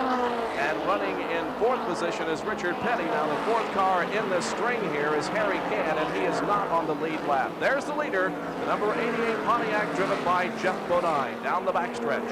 In addition to those just mentioned here, the others still on the lead lap, Bobby Allison, Tim Richmond, the number 3 car of Ricky Rudd, and of course the number 28 of Gale Yarborough. 286 laps are completed. We'll be back in just a moment as the work continues on that Terry Labonte car. Well, we are revving up our engines for another exciting season of auto racing here on ESPN, as we'll bring you 35 NASCAR kart and Formula One races this year, 12 NASCAR sanctioned events, this our first, of course, and in addition, 6 kart races, all of them live, 10 Formula One, starting with the French Grand Prix. Stay with us for all of this season's auto racing on Auto Racing 83 here on ESPN, and we thank you for your cards and your calls, congratulating us and wishing us well on our 4th season of auto racing coverage. Bob Jenkins, Larry Newber, and Dick Berggren covering the Carolina 500 for you. The leader, Jeff Bodine, being pursued very closely now by Neil Bonnet. And Bonnet has just kind of been lurking in the shadows in the last few laps. Now beginning to assert himself just a little, closing in on the rear bumper of the lead car, Jeff Bodine. Well, most of the cars probably have found out what they think will be the best setup for them for the final stages of this race. Oftentimes, what's going on right now inside the cockpit, the drivers are experimenting with where they feel the strongest on the racetrack. As they attempt to find out where they feel the strongest, they're also trying to predict where they think their most keen competition is strongest and where it's also weakest. So there's a lot of thinking going on right now in the cockpit, even though we're in the center stage of the race and really have quite a ways to go yet. We've got about 200 laps yet to go on this 1 mile oval, so about 200 miles to go. That means we've got at least 2 more pit stops, and of course if we have the predictable yellows, there'll be considerably more than that. There's the leader, Jeff Bodine, and we mentioned drafting a little bit earlier. We can see now how Neil Bonnet is tucked in right behind Jeff Bodine as the cars move off of the 4th turn, and we'll see if Bonnet is able to pass here, and yes he is. On the tri-oval, Neil Bonnet moves into the lead. Jeff Bodine back to 2nd. How much of a factor is drafting at this racetrack? Well, we really didn't get a percentage from any of the drivers, Bob, but it's a minor factor, whereas at a track like Daytona or Talladega, on a given lap, it can be a 100% factor. Here at Rockingham, maybe it's as low as 25%. All right, we go back down to the pit area, and Dick Berggren with the member of the Bodine pit crew. I'm with Darrell Bryant, crew chief for Jeff Bodine. Darrell, it looks like you folks are really running strong. Yeah, the car's running real good right now. We got that lap back that we lost last week with that flat tire, but right now we're right there in contention with them. Are you on pins and needles? You folks haven't won a race here with Jeff. Well, we're trying. We'll get one for the season. That's Darrell Bryant, crew chief for Jeff Bodine. I'm very impressed with the performance of Jeff Bodine today. As crew chief indicated, he did get that lap back early in the race, and from that point, it's just been a constant attempt to get back into the lead. This team has been in victory lane in the last 2 years. They took Morgan Shepherd to victory lane, so it's a team that's been running up front and has tasted victory. They know how to do it. And the number 26, driven by Ronnie Hopkins from Greenville, South Carolina, is in the pit area on the backstretch. He is one of the candidates for Rookie of the Year this year, and he's pulling back out into competition. Ronnie Hopkins from Greenville, South Carolina. One of the guys who came out of International Sedans and late model sportsman racing. Neil Bonnet, the leader of the Carolina 500, 2nd position belongs to Jeff Bodine. 3rd place, now the number 28, driven by Gale Yarborough. 4th place belongs to Richard Petty, and 5th is Darrell Waltrip. So Waltrip was running in 2nd position a few laps ago, has now fallen back to 5th. Tommy Gale in the number 64, Sonny King Ford Honda Ford, is also into his pit on the backstretch. As you see there, his best finish in a NASCAR race was in 1979 as 7th at Talladega on the high banks. Earlier today, Gale was recorded as being out of the race. Now he's back in. And Terry Labonte is out of the race. His car has been pushed behind the pit wall, and he is with Dick Berggren. Terry, what's wrong with the car? Well, I don't know. It started losing a lot of water. I guess it's got a cracked head or something. How's the racetrack right now? Is it in good shape? Is it fast? It's not bad. You know, it really wasn't slick or nothing at the start. And right now it seems like it's in as good a shape as it was when we started. Who's fast out there? Well, I don't know. 28 was running real good when I was out there, and 75 was real strong, and 88 was strong. It's Terry Labonte, all done for today with overheating problems. So we approach the 300 lap mark, and Neil Bonnet is the leader. We will be back with more of our live coverage of the Carolina 500 from Rockingham, North Carolina. Well, the defending champion of this particular race is Gale Yarborough. The winner in 1981 was Darrell Waltrip. Gale also won in 1980. Bobby Allison, the winner in 79, and David Pearson visited victory lane in the Carolina 500 in 1978. 77 and 76 winner, Richard Petty. Yarborough in 75, Petty again in 74, and Pearson the winner in 73. So it looks like the victories really are among very few drivers. Very few drivers, all veterans, and importantly, in the last 3 years, only Waltrip and Yarborough have won here. The 2 races held annually here at the North Carolina Motor Speedway. But 2 drivers aside from those 2 are showing the way at this moment, as Neil Bonnet is the leader, and second place, Jeff Bodine. Harry Gant is third behind Jeff Bodine, but Harry is at least 2 laps down, but that car appears to be working well for Harry right now. Well, Harry went into that big spin in the Joe Rutman incident early on in this green flag segment today. Harry right now just a little bit out of the picture. There he is. He's about 10, well, maybe make that 8 or 6 car lengths behind the other green machine, that one of Jeff Bodine, and Gant has been closing in the last 5 or 6 laps. Harry from Taylorsville, North Carolina in the Skoll Bandit Buick. And Richard Petty in the number 43 is beginning to show his stuff here as he has moved into 3rd position now around Gale Yarborough. Yeah, he and Yarborough were going at it last time through the tri-oval, and they both skated into the number 1 corner. Look at Richard pulling away from Gale Yarborough. Gale a little bit out of that real quick lane down on the bottom of the racetrack, and Petty opens up about a half a second lead real quick like. You know, they qualified here at better than 143 miles an hour. That's well in excess of 160 on the straightaway. So though it is just 1 mile in length, this is a very quick racetrack. And we told you the places to watch really are coming out of turn number 4, although that is not as precarious as the one coming out of turn number 2. The banking is abrupt.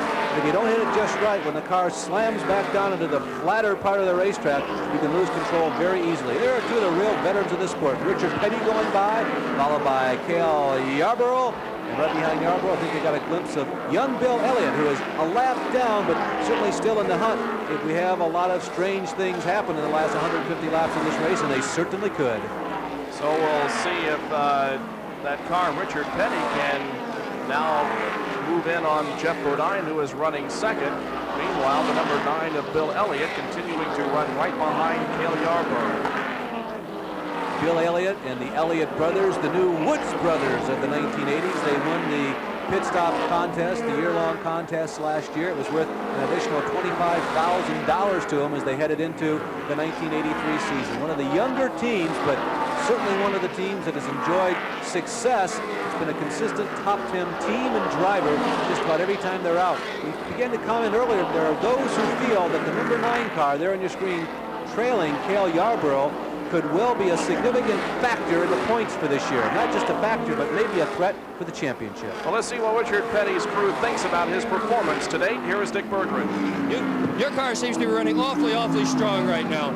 Well, we're running very competitive right now. We hopefully that we can stay with the leaders, in sight with the leaders of track. We're really at a disadvantage coming here. The track was loose when we started out, and it took us a stop to get it dialed in, but I believe we'll be okay and competitive for the win this afternoon. As Richard Petty's crew, they think they're going to win here this afternoon. And the leaders come by us trying to get an interval here between second and third place, and it is about 5 seconds, 4.5 to 5 seconds, the distance between Richard Petty in third and second place Jeff Bodine. Well, one of the events here at the North Carolina Motor Speedway, in fact this happened last weekend, is the Pit Crew competition, and Union 76 sponsoring this competition. Gale Yarborough's crew among those that competed in the event, the Waddell Wilson crew. The object is to change 2 tires and to fuel the car, and there is a penalty for loose lug nuts. There is a penalty for excess fuel left over in the dump can. There are also penalties for running over an air hose and for many other things that can go wrong. And then it was Joe Rutman's time. Buddy Parrott leading the crew, and it was an absolutely tremendous performance for Joe Rutman in that Levi Garrett Benfield Buick as they changed 2 tires and fueled the car in 14.689 seconds, a record, and the Buddy Parrott Joe Rutman crew won first prize at the Union 76 competition here at Rockingham, $1,500 going to that crew. And there was Joe's reaction as he was given the word that his crew had won. Waddell Wilson and the Gale Yarborough team finished second in the competition. Junie Donlevy, who is the chief wrench on the Dick Brooks car, finished third in the competition. Maurice Petty, the crew chief on the Richard Petty car, they finished in fourth place. Leonard Wood was fifth with Buddy Baker driving, and Gary Nelson and Bobby Allison finished sixth.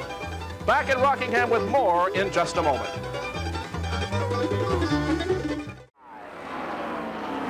Richard Petty is in third position here in this race in the number 43 STP Pontiac. Now, Richard, we assume, insists on being given his lap speed every time by, because he has radioed that information by his crew.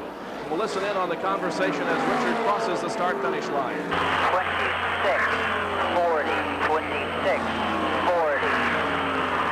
You can hear the crew telling him that the last lap he turned at 26.40. There's the king, Richard Petty, third in this race, a seven-time champion of Grand National Racing, only 45 years of age, and still maybe with lots of years left in his racing career. I think so, Bob. By the way, 26:40 as we listen in again.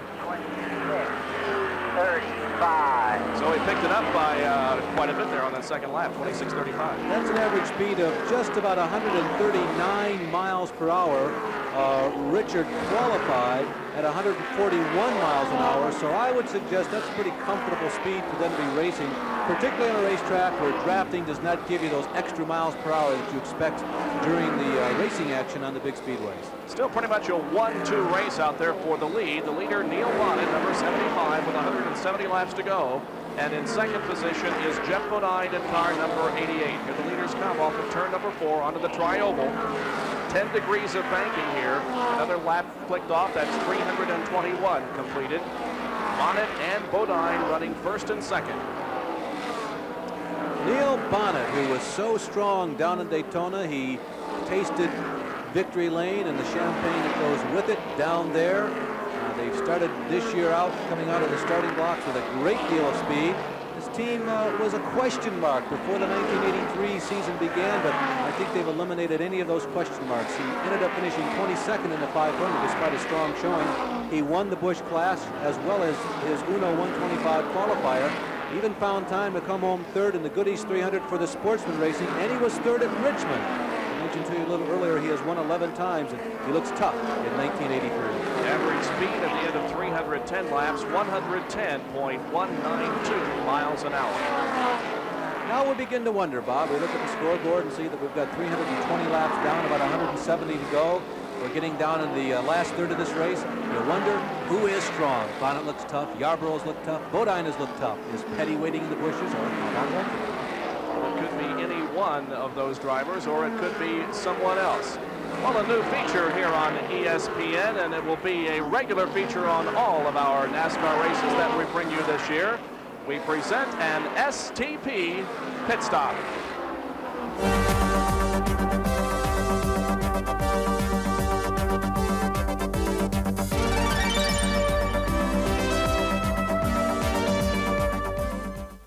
Hello, I'm Mike Joy.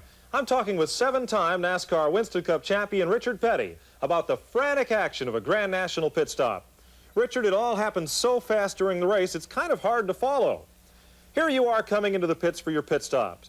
The STP Pontiac stops and the crew comes over the wall. Up goes the car in the air as the fuel is being added. Off go the old tires and on go the new ones. The car comes down and you're back in the race in, well, let's see, a tick under 17 seconds. That's about average, isn't it? Well, they've done it in 13 or 14 seconds, but that's probably average during a race. Now, I know the basics. NASCAR lets you have 6 men over the pit wall at one time. The fuel comes in 11-gallon dump cans, which have to be gravity-fed. And you have to change usually 2 tires. But how do they get it done so fast? Well, it's easy to explain if we look at each man by himself. Okay, let's start with the gas man. Well, you know something about football. Well, the gas man's like a defensive tackle. He's got to be strong. Those cans weigh 80 pounds, but he's also got to be quick. He tips the can up, empties it, then grabs the next one. His assistant is the overflow man. He catches any gas which comes out of the vent of the tank when it's refilled. That's a safety measure. Okay, how about the jack man? Well, the jack man's like a linebacker. He's all muscle. He lifts up one side of a 3,700-pound car with me in it, and the jack, it's pretty heavy too. He's pretty quick on his feet. But not like a tire carrier. If this was football, he'd be a running back, fast and agile, with sure hands. Each tire and wheel weighs about 60 pounds, and he's got to get them there as quickly as possible, and then he's got to get out of the way. How about the two tire changers? Well, I call them split ends. They running down to their spots, and then they got to have fast hands, get the tires on, and the lug nuts tight. Have you got any special tricks you use to get it done so fast? Well, we glue the lug nuts on the wheels so that the tire changers don't have to put them on one at a time. That saves time. And Ingersoll Rand hot rods are impact wrenches, so they run maybe 4 times as fast as normal. Other than that, we don't have many tricks. Well, now, how about emergencies? If something unexpected breaks, for example? Well, we got the whole truck full of spares, you know, and we keep most of the useful stuff right behind the pit wall. If they have to, you know, they can swap a carburetor in, say, 5 minutes. Let's watch this pit stop again in slow motion so we can see everybody doing his job. They can win or lose a race for me. The crew is just as important as the driver in Grand National racing. It all looks sort of like a high-speed ballet. Thanks a lot, Richard. We'll be seeing you again at the next STP pit stop.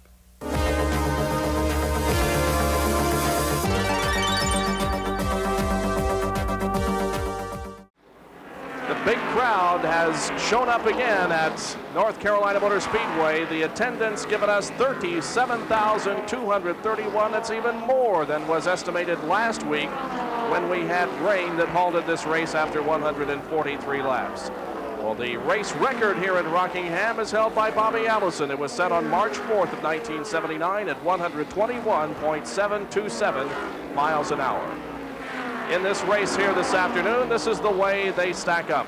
The leader of the contest, now with 344 laps completed, is Neil Bonnet. 2 seconds behind is Jeff Bodine. In third place is Richard Petty. Fourth place, Gale Yarborough. Darrell Waltrip is in fifth. Sixth place belongs to Tim Richmond. Seventh is Bobby Allison. Eighth, Ron Bouchard. Ninth, Bill Elliott. And 10th is Ricky Rudd.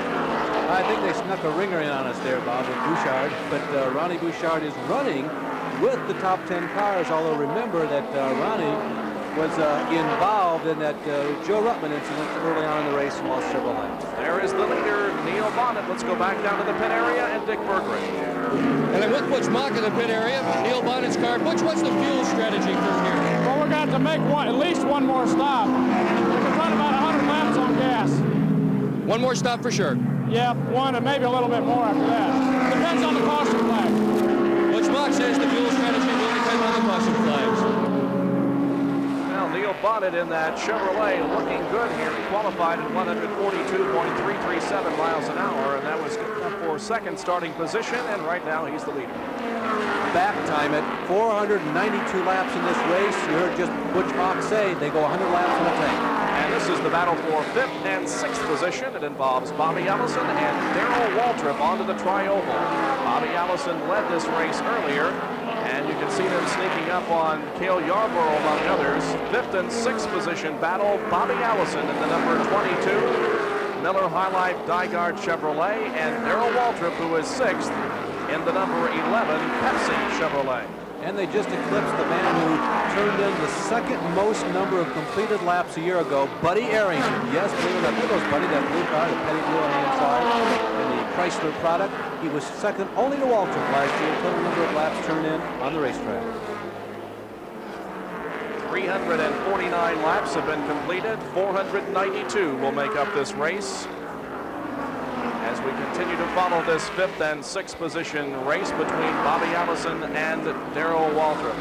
One other driver that we have not talked too much about this race, but who had a tremendous race at the Daytona International Raceway, that is Bill Elliott, the driver of car number 9. He was among those 4 cars that came down to battle for the win, and Bill Elliott wound up in second position. And he also finished well in the Richmond 400, finishing in 6th. He, of course, is the driver of the Melling Oil Pump Ford from Dawsonville, Georgia, Bill Elliott. The adopted son of the city of Jackson, Michigan, and maybe the entire Wolverine state of Michigan, Bill Elliott. He was an occasional runner in Grand National stock car racing until last season, 1981, when Harry Melling and the Melling Tool Company decided to support this young man's Grand National efforts. He made the most of it, and he has been rewarded with enough money to go the entire distance in 1983. This guy might be right near the top in the standings all year long. His young, inexperienced, but very expert crew has shown that they have the ability to keep a car on the racetrack all race long. And Dick Berggren has moved to the Bill Elliott pit and is with Ernie Elliott. Ernie, how are you folks running today?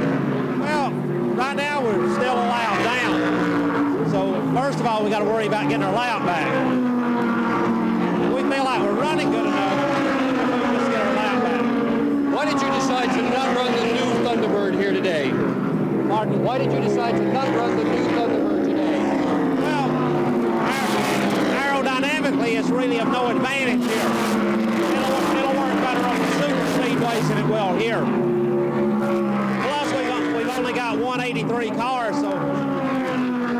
That's Ernie Elliott, crew chief for Bill Elliott. Well, last year, Bill wound up 13th in the Winston Cup standings and won $226,000. He has finished second 5 times in his career. He is only 27. And whenever I see the Bill Elliott crew, I always think of our experience in Atlanta last year when we participated in a pit stop with that crew. Good, I'm glad you think about that. He did a great job, by the way. Little problem with the jack man, yours truly. On the screen, the battle for 4th position, and Bobby Allison, it appears, yes, he has indeed gotten by Gale Yarborough, and Bobby Allison now moves into 4th position. Gale drops back to 5th. And we have been watching Gale Yarborough very closely out there in the last few laps, and he doesn't appear to be running particularly well. No, the car has looked loose, particularly through the banking and the turns, the tri-oval and down the backstretch. Seems to fit pretty good, but when he's right in the middle of the corners, the car is squirming a little bit on him, and Cal is holding on. There you see him going through 1 and 2. With a real close inspection, you can see that car just jumping around a little bit, and it's just enough to prevent him from going as hard as he would like to and as hard as he has to really keep up with the rest of the front runners. This Grand National stock car racing is truly a game of micro-centimeters. You've got to really be right at the top of your game. The passing of this for a football game has to be letter perfect and pinpoint for you to be able to run up front. It takes just literally hundreds of a seconds. That is the difference between 1st and 5th in this game. Gale Yarborough now stands the risk of losing that position because right behind him is Darrell Waltrip, who is running in 6th position. So we have the battle between 5th and 6th here. There they are, Gale Yarborough in the 28 and Darrell Waltrip in number 11. Bobby Allison right ahead of them in 4th position. Leader continues to be Neil Bonnet, but our position, as it always is on our auto racing telecast, is to bring you the battles and not necessarily follow the leader.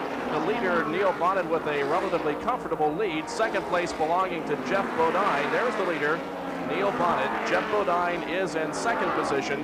And the 3rd place car, Richard Petty. The good racing right now involving 4th, 5th, and 6th. Bobby Allison, Gale Yarborough, and Darrell Waltrip. There's Bonnet coming out of turn number 4, past the entrance to the pits, down through the tri-oval, across the start-finish line. He pitted last on lap 271, so that means we are about 10 or 15 laps from the cars having to pit again. If he pits on lap 4, or rather 371, as you can see, he may have to make 2 more stops for fuel. He might be cutting it close. We talked about drivers who did very well at Daytona. Here is one of them. Dick Brooks finished 5th. His best Carolina 500 finish was a 3rd back in 1979. Dick finished 5th at Daytona this year and 13th at Richmond. He formerly made his home in Porterville, California, now has moved into the southeast to run competitively with the Winston Cup NASCAR circuit. Dick Brooks. Bob, you know, I had an interesting conversation with him earlier this week. I asked him, what was his biggest moment in racing? Remember, he was the surprise winner at Talladega about a decade ago, and he said, without a doubt, his biggest moment in racing was when he completed the 24 hours of Le Mans. The population, the countryside spilled over to the racetrack when he took the checkered flag, and they had to take the car behind a barn somewhere and impound it. But he said, by far and away, his biggest emotional moment. As we pick up on this battle for 5th position once again between Gale Yarborough and Darrell Waltrip. Into turn number 1, the cars go. Gale Yarborough maintaining that 5th position right now. But now Waltrip moving to the inside as they go down the backstretch. How do these cars make it to a particular race? Well, that's the subject as ESPN and NASCAR present a Track Back brought to you by Pepsi.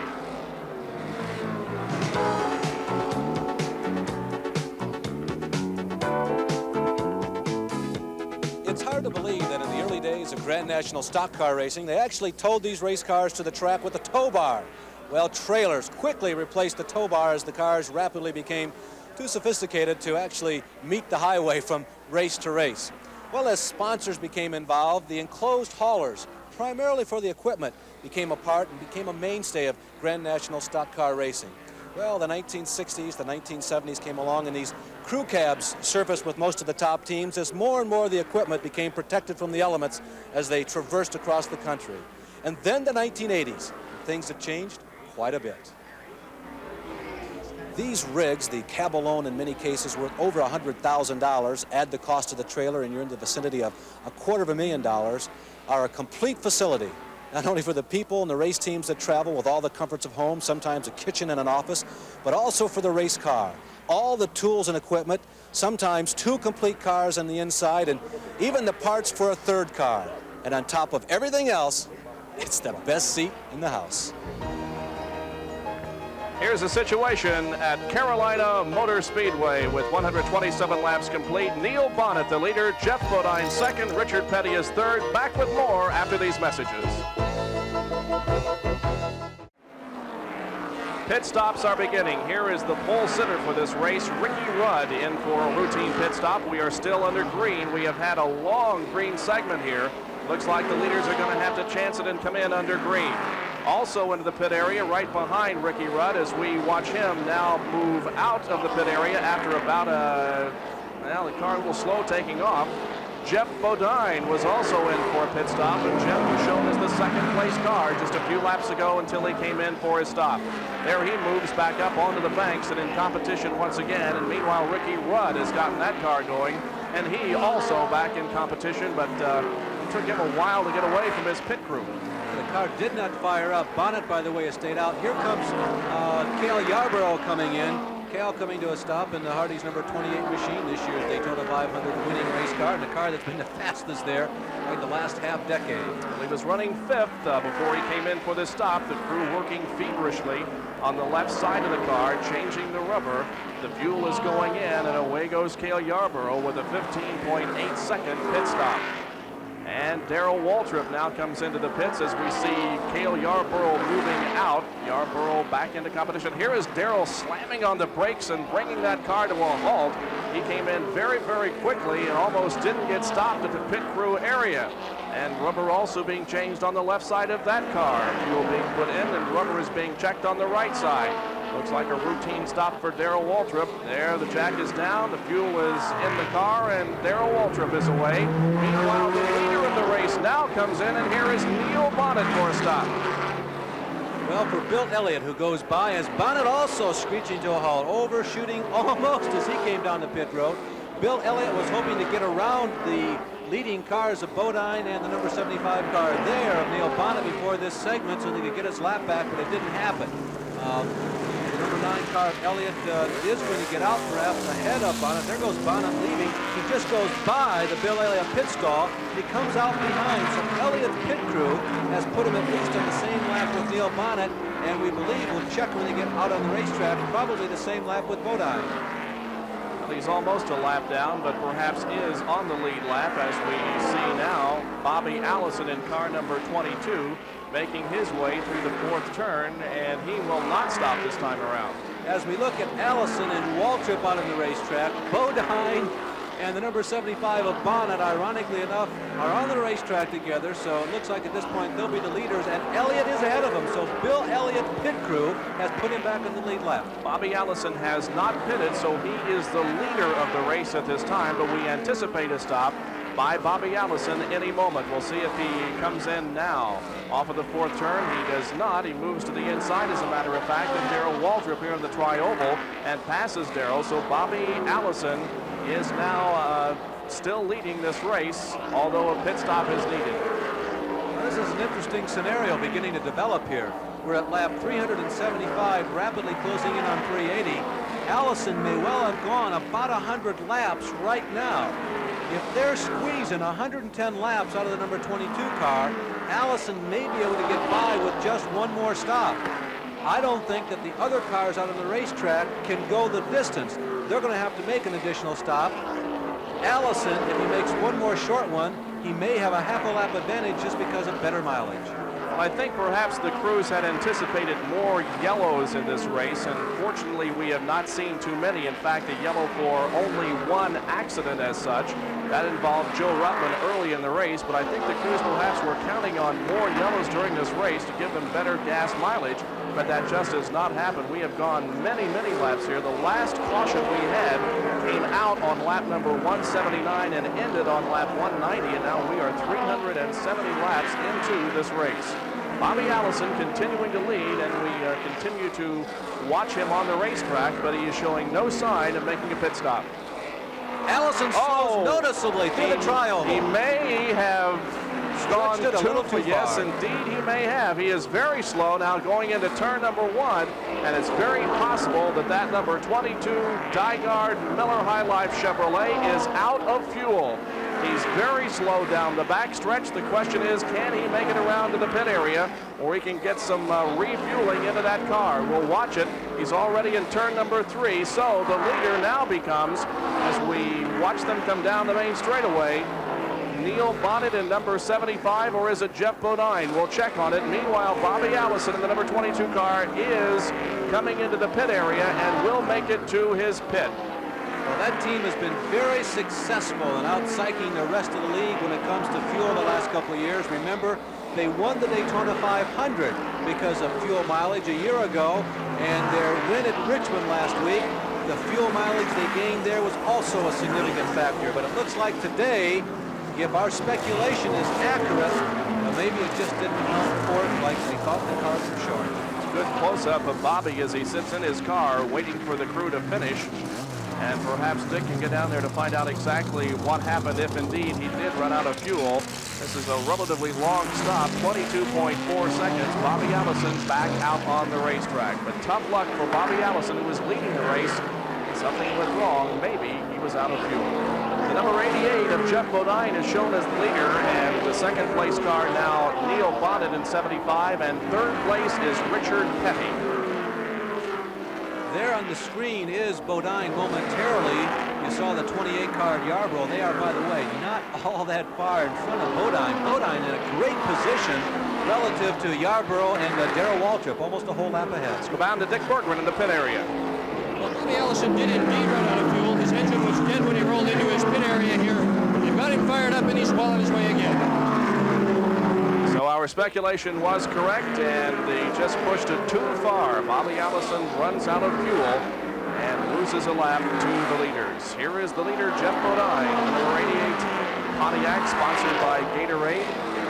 Jeff, a former resident of New York State, now making his home in Pleasant Garden, North Carolina, started this race in the 18th position. It's really been quite a day for him. He started 18th. Bobby Allison, as we continue to watch the activity out there, is coming into the pit area once again. So Allison in for another stop. Well, sometimes when you run it dry, it does damage the engine. A lot of things that can happen, and maybe fate is just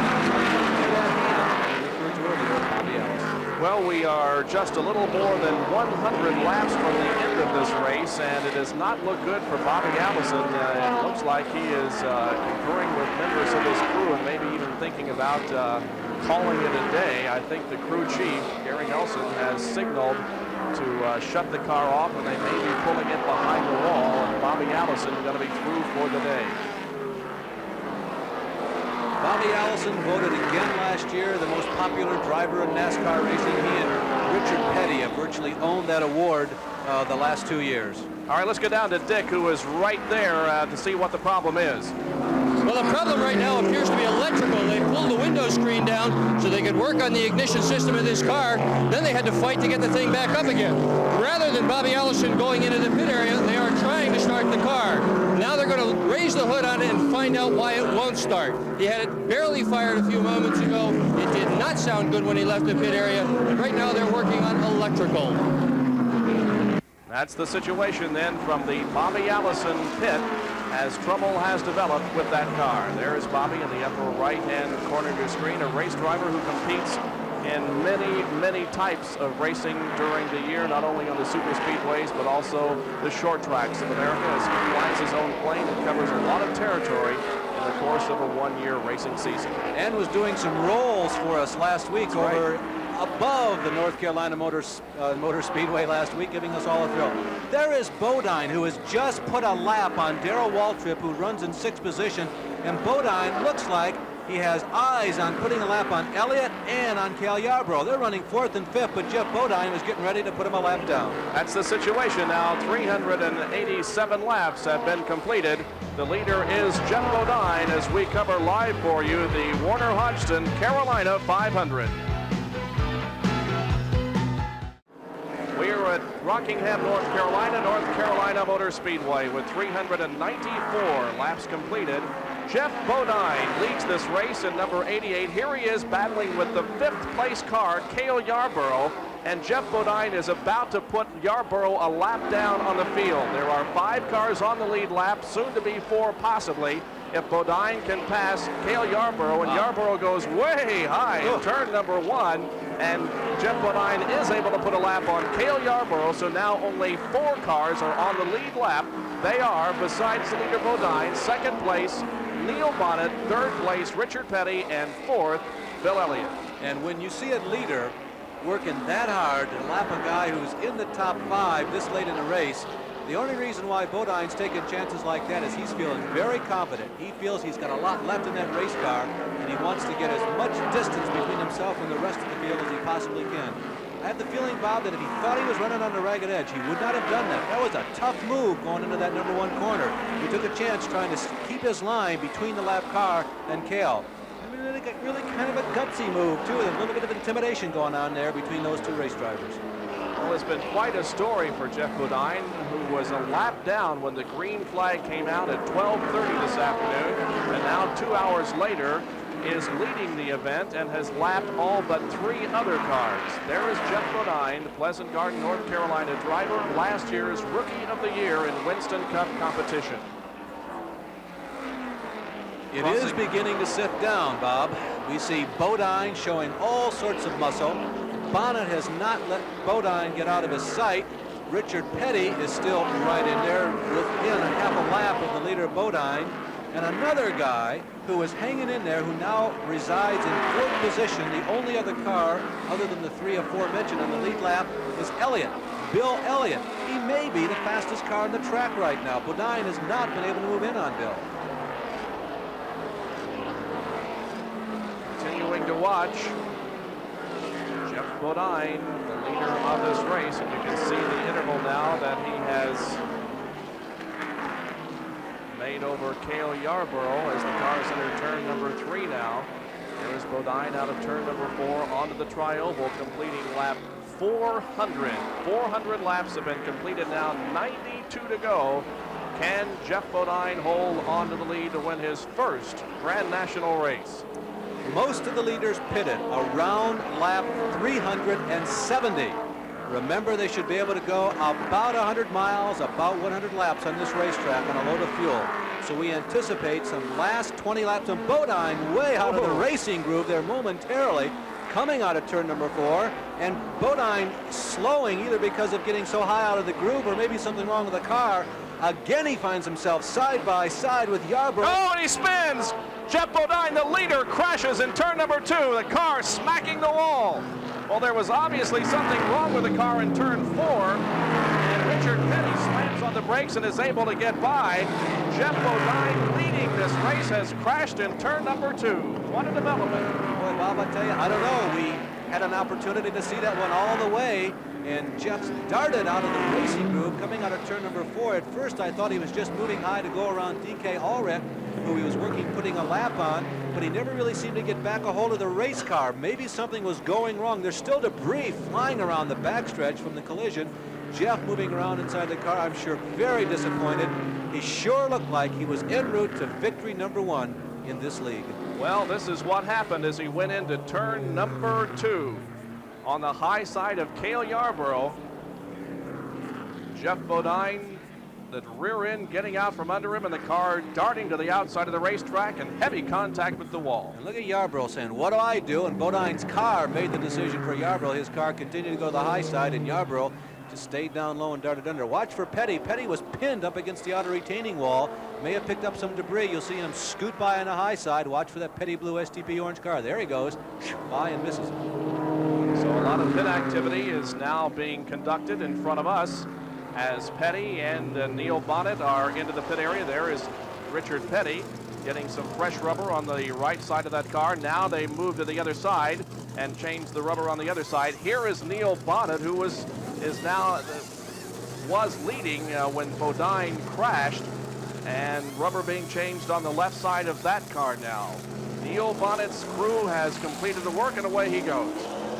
Well, theoretically, everybody should now be able to go the distance. Although I'll tell you what, I think the yellow is a little early, because somebody who's not getting real good mileage may be cutting it a little close. You're going to have to go a clean 90, 91 laps, and there may be some people who are not doing that well. And there is Jeff Bodine, who has climbed out of his car. We're glad to see that he's okay, but he's out of the race. More activity from Rockingham after this.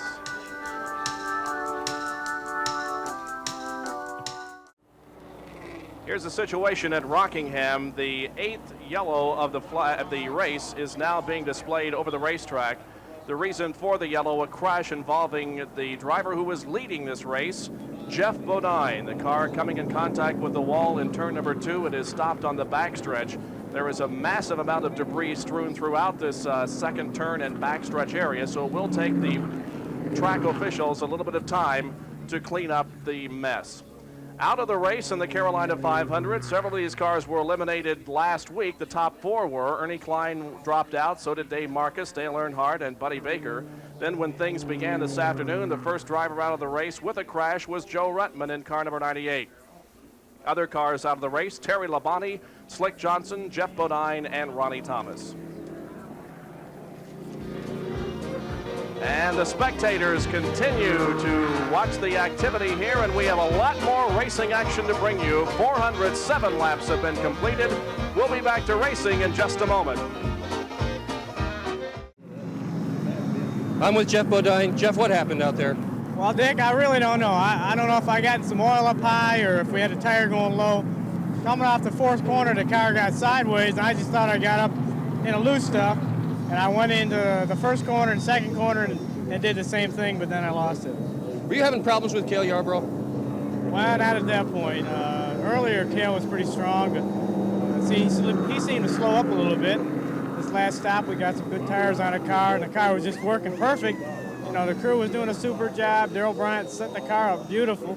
You know, I don't think we've ever, well, I've only run here one other time, and, you know, this was just absolutely super for us. And, you know, I'm sorry we couldn't put the Gatorade car in the victory lane, but we'll be back. Jeff Bodine, disappointed, but absolutely optimistic he's going to make it to victory lane.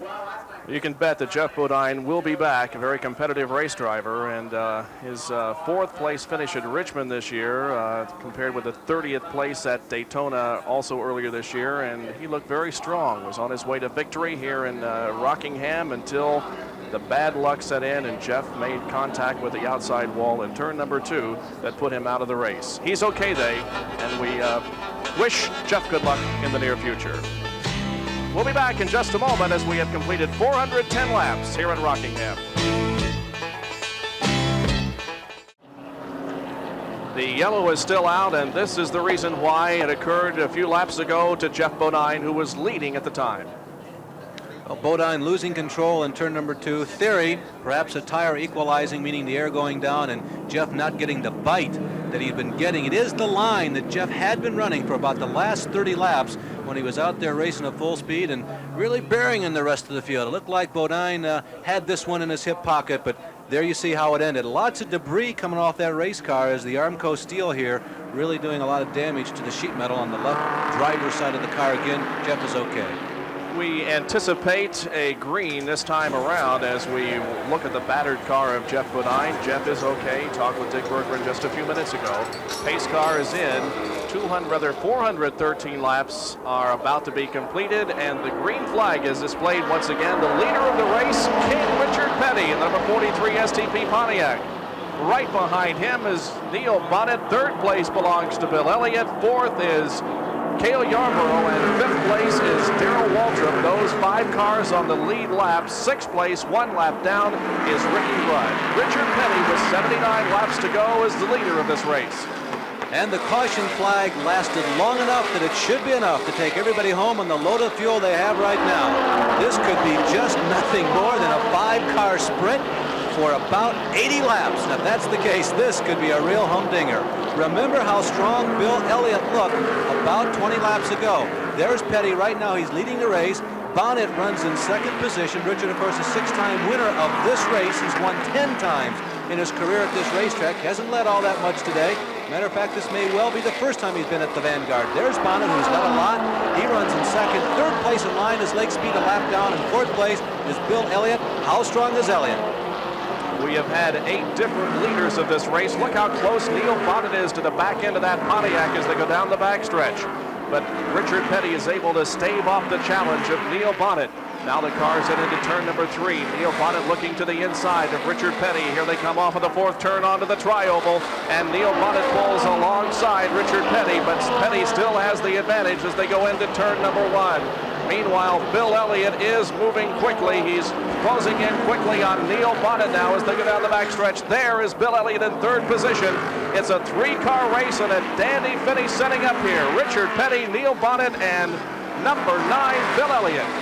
And Cal Yarborough is also within striking distance. Yarborough is in 4th in the race, 5th in line. You'll probably see him just shortly. Let's look at the first 3 and talk about them a little bit. Petty, the crafty one. Remember all those victories at Daytona?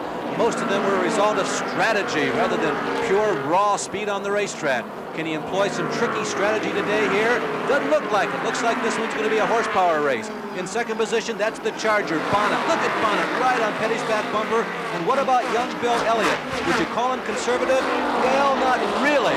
Let's say that Elliott is a little more calculating than Bonnet and Petty at least has been in the last couple of years. So there basically is a taste of the personality of those 3 guys up front. Well, the 4th and 3rd place, Bill Elliott, as they came off of turn number 4 onto the tri-oval, looked high and then looked low, trying to get around Neil Bonnet, but could not do it. We'll see his strategy here in turn number 4 again. Again, he is high coming off of that turn. Now Neil Bonnet moving to the inside of Richard Petty as they cross the start-finish line, but Petty still able to maintain the lead. Richard Petty, Neil Bonnet, and Bill Elliott are very close together on the racetrack and battling for position. 74 laps to go in this Carolina 500 at Rockingham.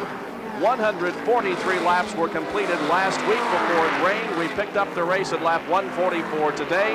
We have had 2 accidents, one involving Joe Rutman, the other Jeff Bodine, neither driver injured. It's been a very magnificent race on a beautiful spring afternoon in southern North Carolina. Career victories, there is 195 with number 43. Bonnet has 11. Number 9, Elliott, still looking for the first one. Petty voted the most popular driver 9 times in this division. You'll see more Petty blue and ST Dayglow orange hats than any other in the field or any other in the crowd. He's still the most popular driver. They call him king, and for good reason. Battle continues down the backstretch. There's a close-up look at Richard Petty. He's been driving, in fact, has a lifetime obligation to STP.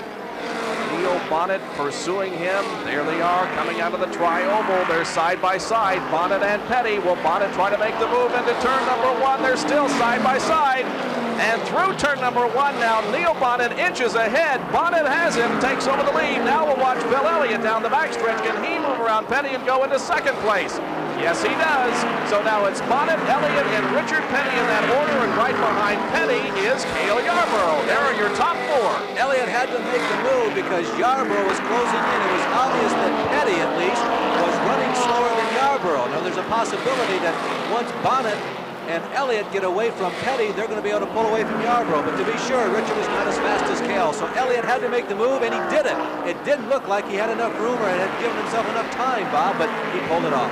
Just to keep you updated on some of the other things going on, Bobby Allison, who was in the pit area for a long time, is back out there in competition, but way off the pace. So Neil Bonnet is the leader now. And the second place Bill Elliott cars, those two head into turn number 2. Richard Petty is indeed dropping back as he now falls to 4th. Gale Yarborough has been able to pass him. Yarborough in 3rd, Petty back into 4th. And Petty is definitely slowing down on the racetrack. Now, Darrell Waltrip is also in the back of this pack of about 10 cars that's setting the pace. We've had different reports as to whether or not Waltrip is or is not on the lead lap. We now believe that he is, so Waltrip is not showing his colors, the new yellow, white, red trim up front, but keep in mind, we still do have about 70 laps to go. There's Neil Bonnet, the race leader, and Waltrip still may have something left, although he really doesn't look like it at this point. Now the leaders move up on some of the back markers, some of the slower traffic as they move through the tri-oval here. Neil Bonnet, Bill Elliott, and Gale Yarborough, 1, 2, 3 on the racetrack. Off of the second turn onto the backstretch now. Neil Bonnet in a car sponsored by the owner of this racetrack and the race for whom it is named, Warner Hodgson, the National Engineering Chevrolet. Look at the competition here through the tri-oval. Gale Yarborough diving low, trying to make a move on Bill Elliott, unable to do so, and they continue to run in the same order, but a move there by Gale Yarborough. Elliott was sideways as they went into one, and that gave Gale Yarborough the opportunity he needed down the backstretch. Yarborough goes into second position. Well, Gale was right behind Bill. You know, Bob, I think that Elliott's got the fastest car out there. He may not be sticking to the racetrack as good as Bonnet and Yarborough, but I really think he's showing the most horsepower muscle. We'll see how it's played. Remember, drafting at this racetrack will not give you the victory on the final lap, or at least in most instances it will not. You ask all the drivers where do they want to be at the North Carolina Motor Speedway in Rockingham on the white flag, and they'll tell you up front. The average speed of the race, 136.66 miles an hour. Make that 112.520 miles an hour. The race has taken an hour and 36 minutes to run so far, 112.520 miles an hour. And Gale Yarborough now moves back into the lead as he's able to pass Neil Bonnet. And the driver who we saw a few laps ago, what appeared to be a sick race car and a driver falling back, has now stepped on the gas once again. And the very crafty Gale Yarborough moves back into the lead. Well, if Elliott has anything left, or if he wants to win this race, he's going to have to dispose of Bonnet soon because Yarborough is getting ready to take off. Richard Petty was leading this race just a few laps ago, but has slowed considerably. We'll get a reason why from Dick Berggren. Well, the reason is that Richard Petty is just cruising out there. His crew says that with this number of laps left in the race, they don't want to waste the car. They're just taking it easy in order to come on real strong at the end where it counts. Well, that's an interesting observation. We will see how far Richard Petty is behind the leaders. Not he far. really isn't very far. In fact, he's right on the back bumper of Bill Elliott, who is running in third position.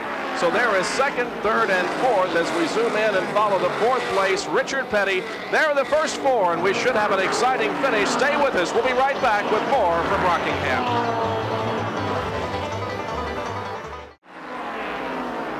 Here are the top five. Gale Yarborough, the leader. Neil Bonnet, second. Third place, Bill Elliott. Fourth place, Richard Petty. And fifth place, Darrell Waltrip. 58 laps to go. Actually, now in third position is Richard Petty as Bill Elliott came high off of turn number 2 last lap, and Richard Petty was able to pass him on the backstretch. So now Petty is in third position, and Bill Elliott is fourth. So the driver that we had been watching and had speculated to have the fastest car on the racetrack, Bill Elliott, has fallen from second to fourth in the last 10 laps. There's something else interesting going on, Bob. That lead quartet has slowed perceptibly on the racetrack, and even with the handheld stopwatch, they have slowed about a quarter of a second. The testimony to that is Lake Speed, who's about 2 laps behind, is moving in on the lead quartet. Once Yarborough got to the lead, he has shut down the pace. He has slowed the pace down, so it's a real chess game going on out there. Well, we still have quite a few laps to go, and you can see the average speed at the end of 420 laps was 112.5 miles an hour. Still quite a few laps to go in this race, and I'm sure it's a cat and mouse game at this point, just to position yourself for the last 5 or 6 laps. Well, something else to think about. There are the first 4 cars: Yarborough, Bonnet, Petty, and Elliott, going around. Ronnie Hopkins looks like being put a lap on there in the black and red number 26 car. Elliott, remember, the last time that we had a long green flag portion of the race, was the fastest after his tires and had about 30 or 40 laps to warm up. So if that car's setup has not been changed, and if the track, there is Bill, and if the track has not changed very much, Elliott may be very tough the last 20 laps of this race. 3 times last year he was second. Will today be his first victory? Well, the guy in front of him has been to victory lane many, many times, and he might be a good guy to follow for the next 20 or 30 laps.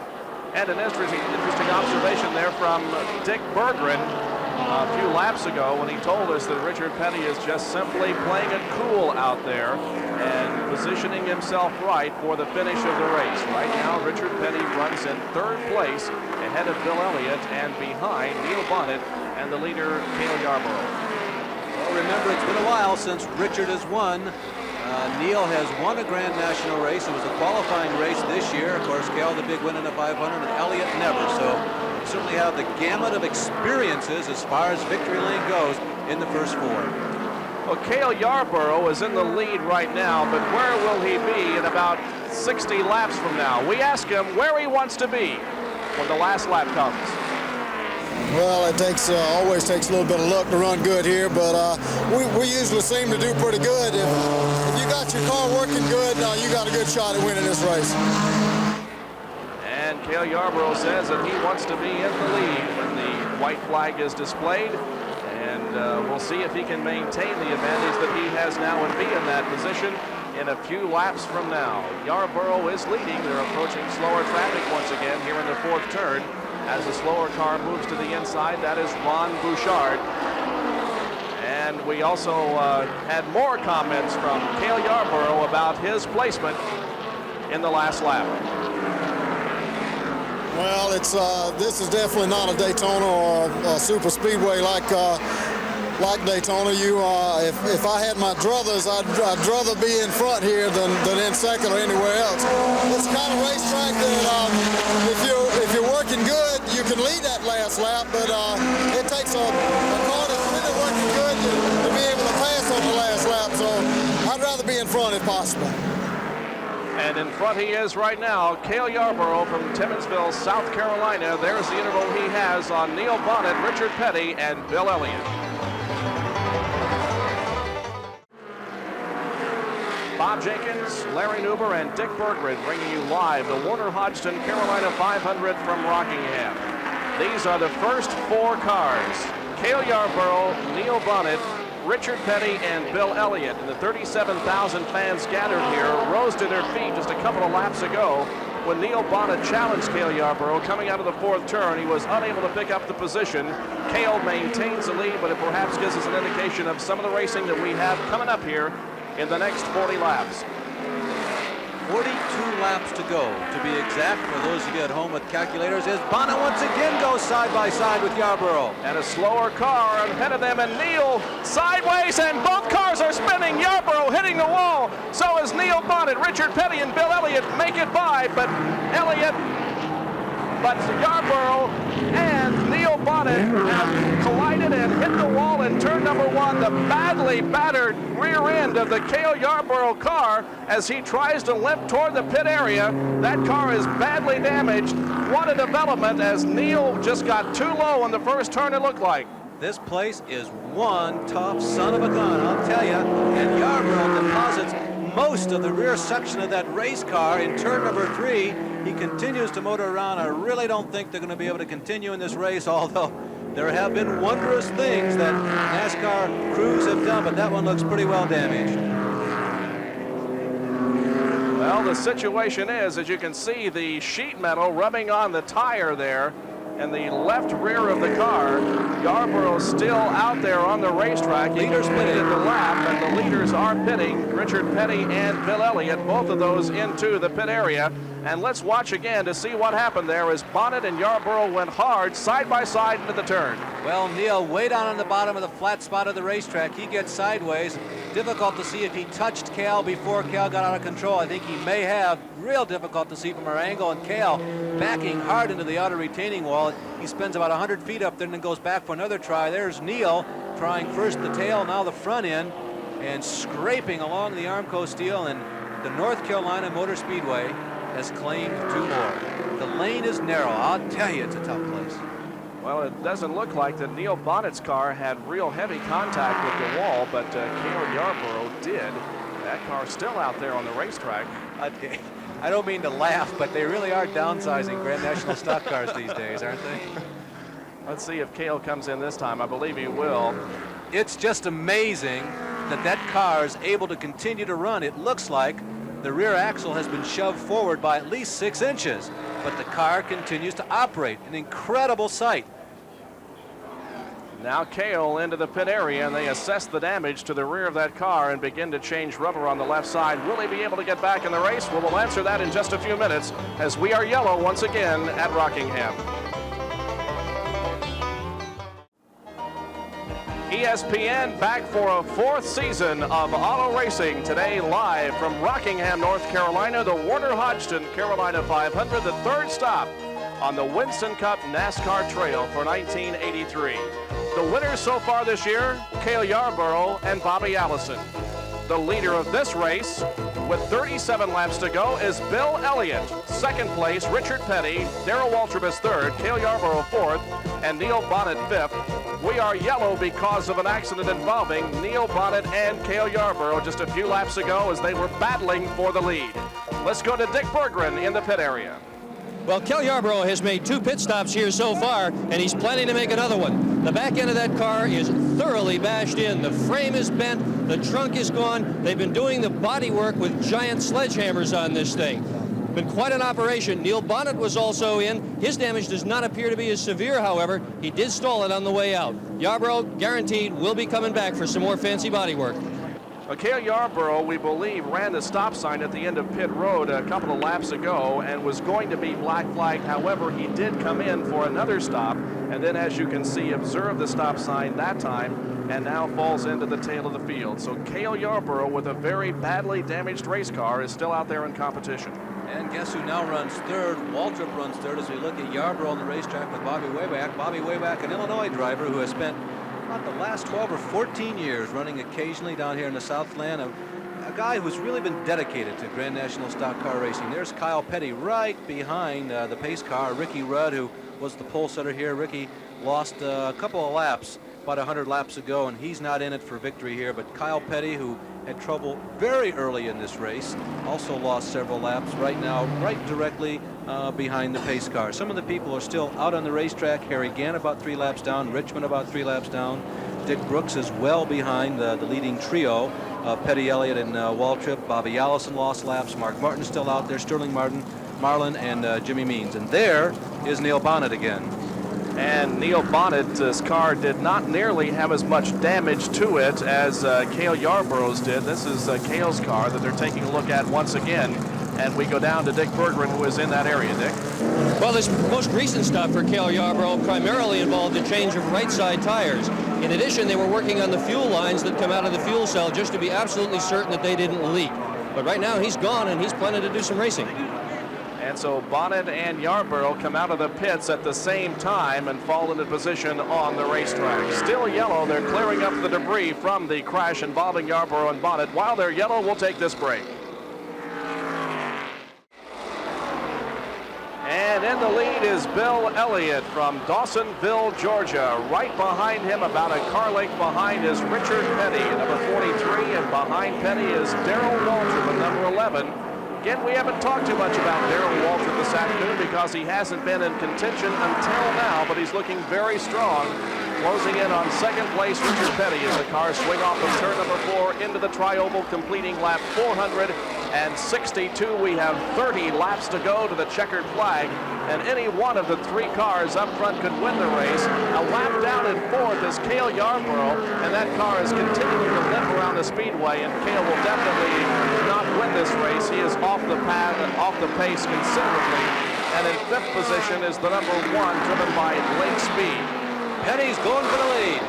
Richard Petty moves to the inside of Bill Elliott here on the tri-oval and takes the lead. Richard Petty moves into lead once again. Bill Elliott now 2nd, Darrell Waltrip 3rd, and Waltrip is looking for the opportunity to pass Elliott and move into 2nd position. They go down the backstretch and head into turn number 3. I don't think Elliott necessarily wanted Petty to move into the lead, and Bill is looking for an opportunity to regain the lead. They come off the banking into the tri-oval, but it's still Petty, Elliott, and Darrell Waltrip. 464 laps complete. Certainly in the final stages, but not down to those final succession of heartbeats. We still got a little less than 30 laps to go, so plenty of time to maneuver up front. Will lap traffic play a role? Here come the leaders moving in on Gale Yarborough, going considerably slower than the field. Crossing the start-finish line is Richard Petty, who is looking good and looking for his first victory in a couple of years. The last win at Michigan International Speedway. And a lot of people have asked when Richard is going to get back into victory lane. It could be in this very race this afternoon. Stay with us for this last 30 laps and we will let you know. Now Bill Elliott goes high in turn number 4, moves the car back in line right behind Richard Petty as they cross the start-finish line once again.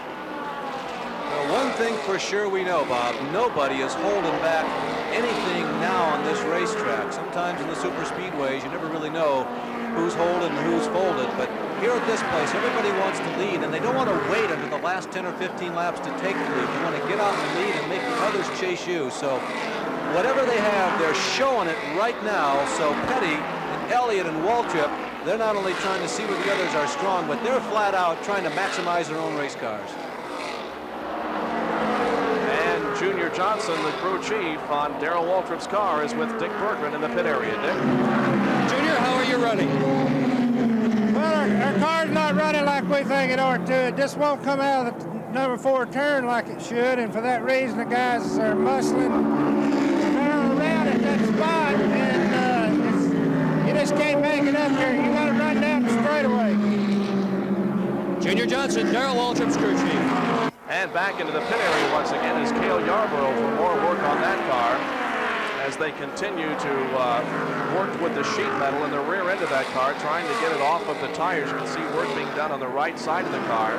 Gale Yarborough sits hopelessly in the pit area as his hopes for victory here at Carolina, and he had been running so strong, dashed by an incident with Neil Bonnet a few laps ago, but Yarborough back out on the racetrack once again. Here is the leader, Richard Petty, in the STP Pontiac. Bill Elliott running in second position. Third is Darrell Waltrip, and a driver who has put on a very nice performance here this afternoon, now shown in 4th place, despite the fact that he is 2 laps down, is Lake Speed in car number 1. Well, Lake, if you recall last week, if you read anything in the racing papers or heard some of our comments earlier, was running near the front of the pack. There was one point when he was down a lap and he was fighting really hard to get back in the lead lap. There is Lake Speed in the Uno-sponsored number 1 car. He's run a very consistent race here today. And Bob, as you just mentioned, now he finds himself in 4th position, which would be his highest finish ever in his Grand National career. He's 2 laps down, so not in it for victory, but a very solid performance for the young man from Jackson, Mississippi, the former world go-karting champion, 25th at Daytona earlier this year, 15th for the most recent race at Richmond, and he finished 20th in last year's final point standings, and he has said that this is his biggest chance to hustle into number 1. We continue to watch the lead pack here as Richard Petty sets the pace and Bill Elliott runs in second position. Now Bobby Allison has positioned himself between second place Elliott and third place Darrell Waltrip as Waltrip drops off the pace just a little bit here. Bobby Allison, of course, not on the lead lap. He is several laps down also. So basically at this point, with a 20-lap race to go, it's a 2-car battle between Richard Petty and Bill Elliott. Well, we'll be back with more of this exciting Grand National competition from Rockingham, North Carolina after these messages.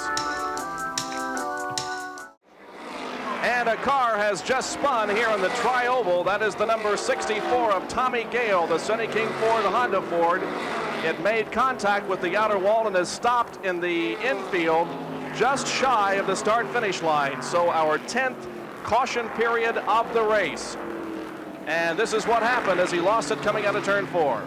Tommy fighting to regain control, but the front wheels not responding to his hacking and sawing on the steering wheel. Apparently the tie rod breaking when he made contact coming out of turn number 4. Remember, we told you, coming out of the second turn and out of the fourth turn, the track flattens out and you got to be right on your toes every minute of the day. Tommy has been out there most of the afternoon. He was behind the pit wall for a while earlier, but been running around 15th position, a guy who enters every race in the trail along with Elmo Langley. Tommy wanted to retire before the 1983 season started, but Elmo went out and bought a brand new 1983 Ford Thunderbird. This, of course, is the 82 car, but bought a brand new one and convinced Tommy to keep making that trek every week down from Pittsburgh in his trucking office down here to the Southland and go Grand National stock car racing.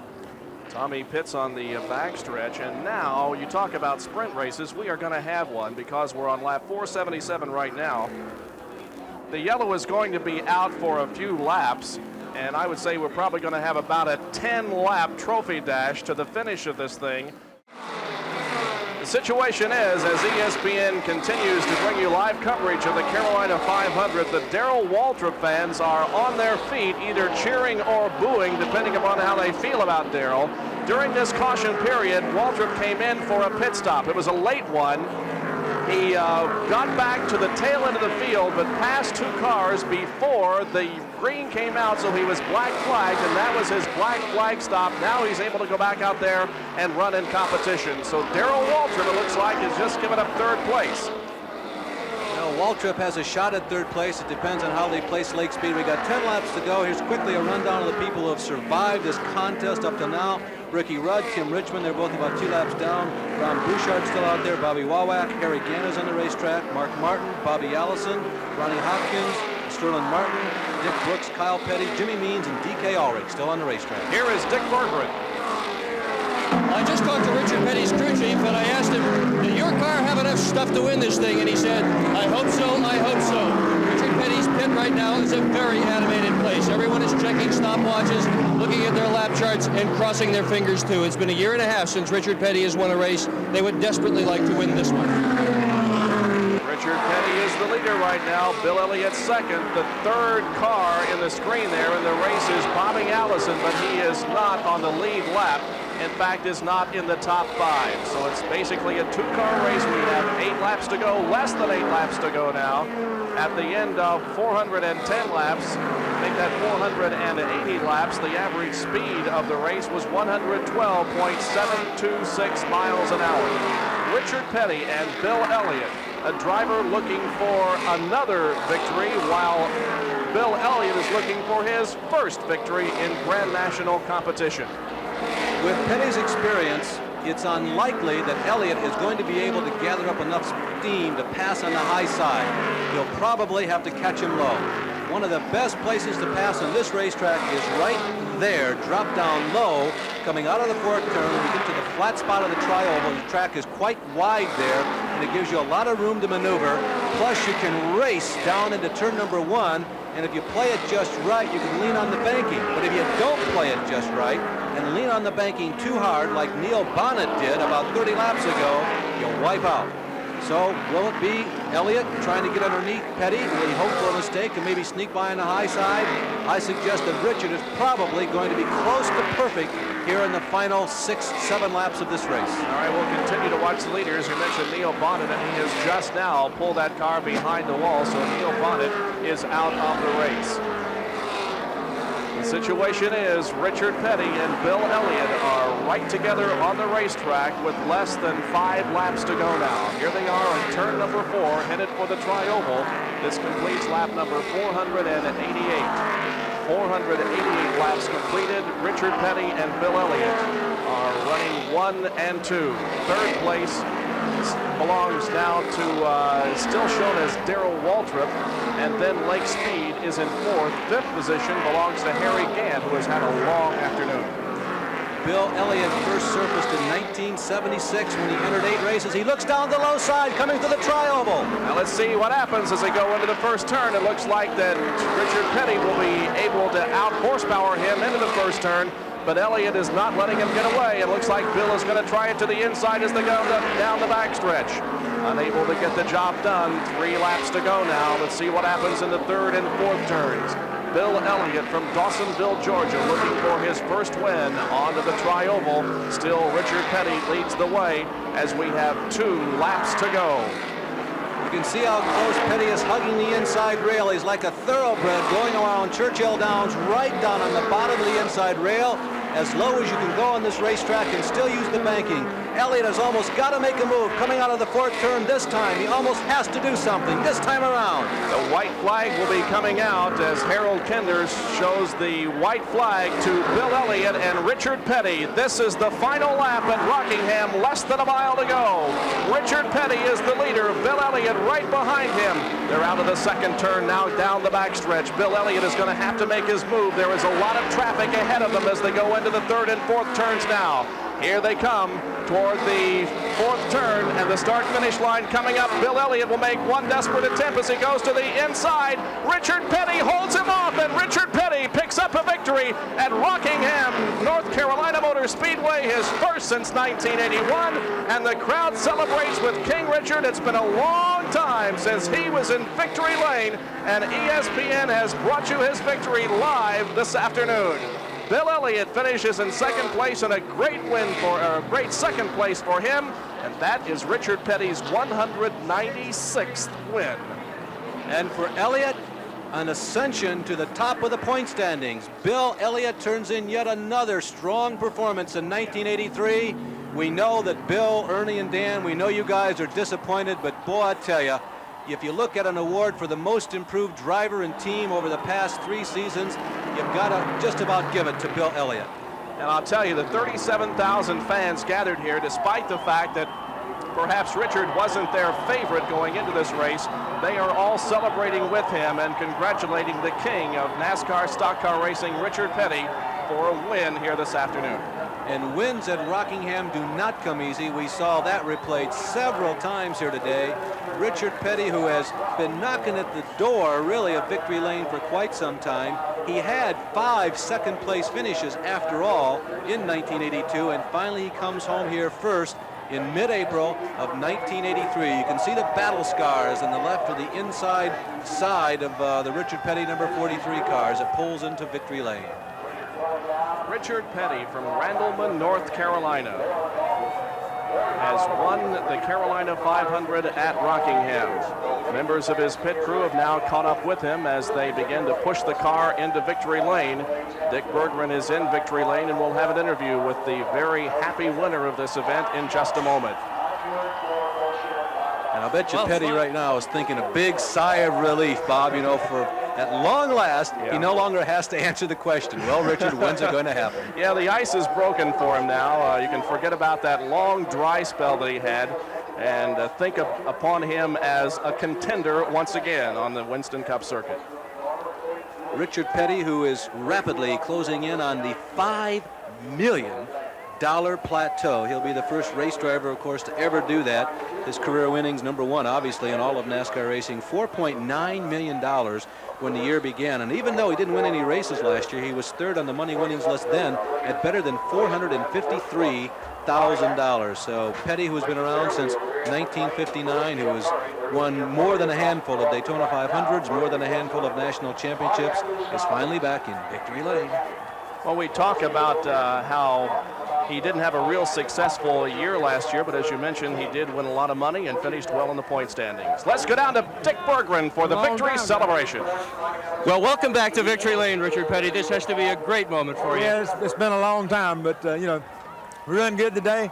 We got a lot of good breaks. A couple of them crashed there, a couple of them blowed, and I had all my hands full with Bill there right at last because, you know, he ran pretty good too. So it was just a good day for us. Everything worked just right. Yeah, but around last weekend today, I guess. But you had your car really running very well too, did you not? Yeah, we was very satisfied with the car.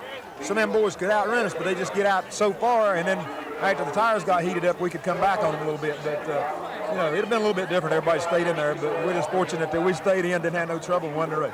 Could you feel the heat of Bill Elliott on your back bumper toward the end of the race? That I guarantee you I did. I'm glad he ain't got any more experience. He'd have been a lot tougher, I'll tell you that. And you were very close with the Bodine crash, too, weren't you, Richard? See what? You were also close with the Jeff Bodine incident. Yeah, we was real fortunate. We was back far enough on that, and then also when the other two boys crashed there, you know what I mean? That, you know, we was back far enough on that. I want to say my brother's at home with his recuperating. They worked on his foot, and I want to say hey to him and tell him we can still do the dadgum job. You must be very happy. Your emotions at this moment? Well, you know, I'm happy. You know what I mean? What can I say? It's been 43 races since I won one, so, you know, we're really happy. 43 races, number 43 is back in victory lane again. Okay.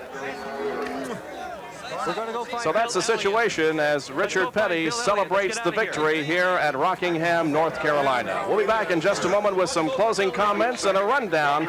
This was the margin of victory for King Richard. On his 901st start in a race, Richard Petty wins number 196.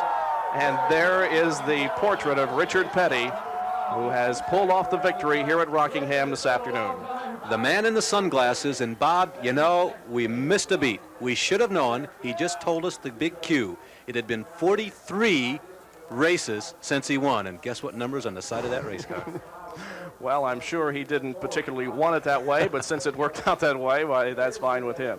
Celebration is continuing down in Victory Lane. Our congratulations to Richard Petty, but also our congratulations to Bill Elliott, who has finished second here in this race for the second time this year, I might add, as he also finished second at Daytona.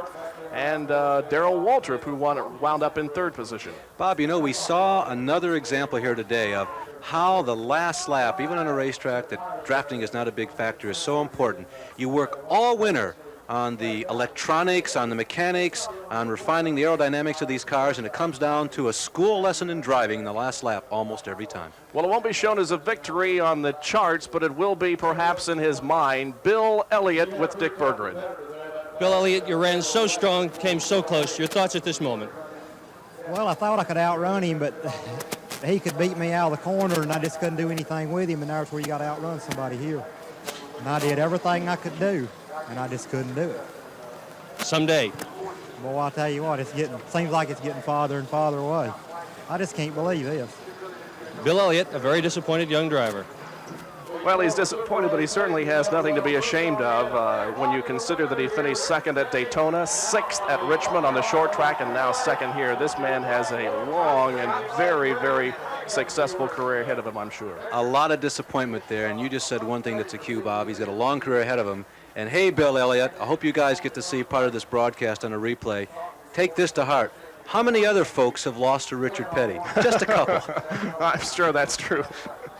All right, we will be back with our closing thoughts from Rockingham and North Carolina Motor Speedway in just a moment as we presented live the Carolina 500 on ESPN.